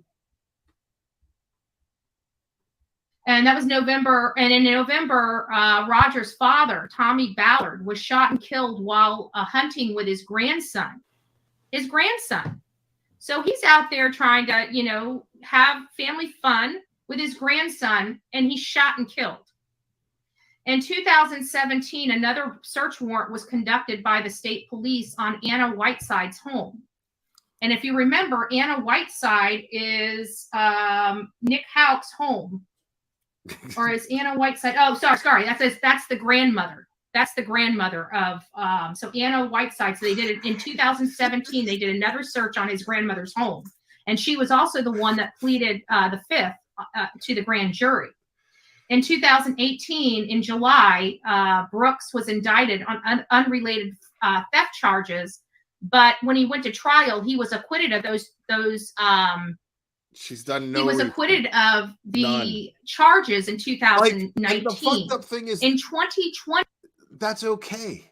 Like, that's perfectly fucking okay, dude. Like, there's no shame in that. Like, when it came to the Karen Reed case, okay, when it came to that, I straight up went live going, listen, I haven't done any research on this case. I'm going to do it live with you guys. We're going to explore this together. There's nothing wrong with that. Because you're not sitting here bullshitting your audience or yourself going, oh, well, I'm a great researcher, blah, blah, blah.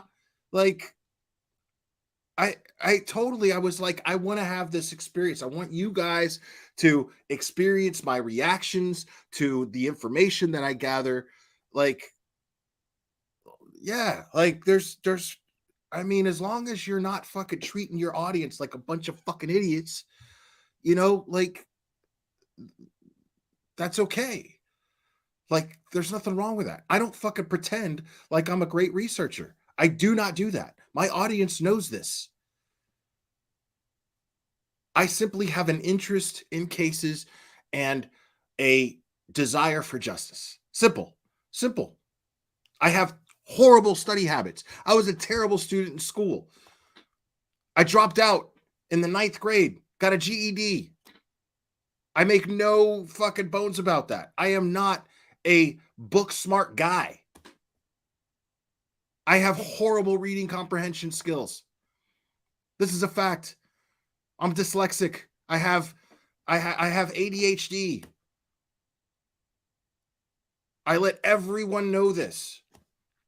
So I utilize my chat, who takes the same interest that I do, to help me.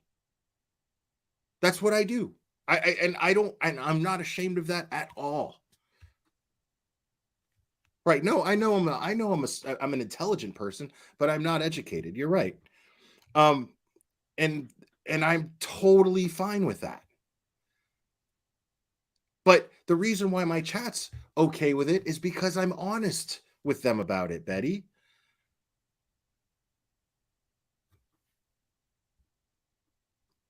Look at that. Look at my pause game, y'all. I mean, come on. All you need is a little good luck. The kind of luck that gave me that pause game right there. I mean, Betty, I'm trying to help. Just fucking be self-aware. Just be like, dude, I'm, like, it's totally okay. I have those moments, man. I have those moments where I'm just like, I'm retarded? It's totally okay. It's not that serious. Like, that's the whole cool thing about having a chat, man. It's very interactive. It's a fun experience. I come up here to entertain, but I get entertained at the same time. It's a give-take kind of relationship that I have with my audience, and I love it. Like, you don't have to fucking, like, pretend like you're this fucking sleuth, I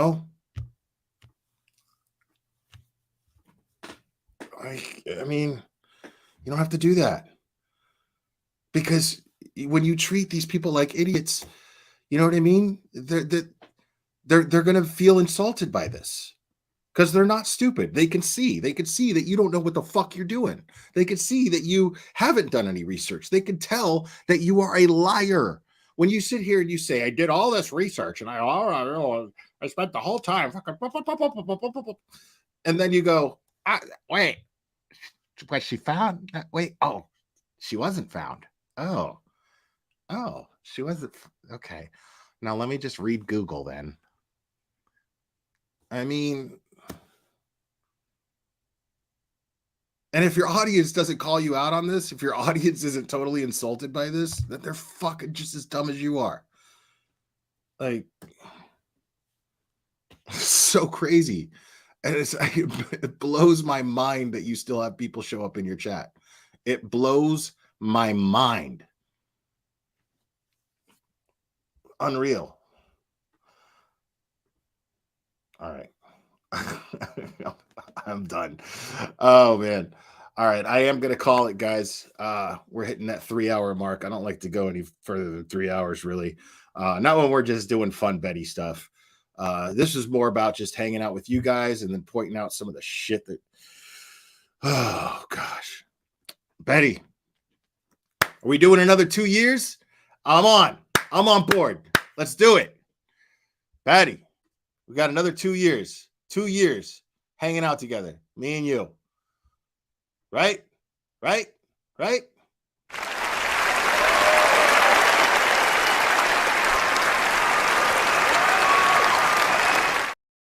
Hollywood agrees. Hollywood is on board. Absolutely. Anyways, dude, you guys are fantastic, man. I had a blast with you guys tonight. And as always, I'm gonna try to go live again tomorrow if I can. And yes, I've got something in the works with an attorney. And not a practicing one at the moment, but an attorney nonetheless, who is privy to the Karen Reed case, and he has been on Turtle Boy's channel before, and so I'm gonna enjoy talking with him. I don't know exactly. We haven't set a time yet. We haven't set a date or a time yet, but as soon as that's set up, I'm gonna post it, and we will kick it together with Bob Moto. I think that's his name, right? Moto, Bob Moto. But yeah, he seems like a really cool guy, and yeah, we DM'd for a little bit, and he seems like a really, really, really cool guy. Very interesting too. So I'm looking forward to that. Oh, Mata, Bob Mata. Thank you, Bob Mata. Yes, Bob Mata. Hold on.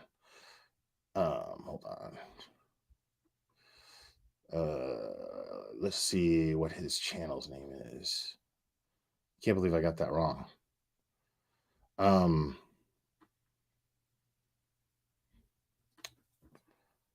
Yeah, his channel's name is Defense Diaries. So yeah. Oh, of course I was open to it, man. He seems like a really cool guy. I look forward to talking to him. I feel shitty getting his name wrong, but yeah, he seems like a nice guy. Yes, Defense Diaries. That's the name of his channel. Guys, I'm gonna call it. I love you all very much. I had a blast as always. Can't wait till the next time, and we will do this again very soon, my friends.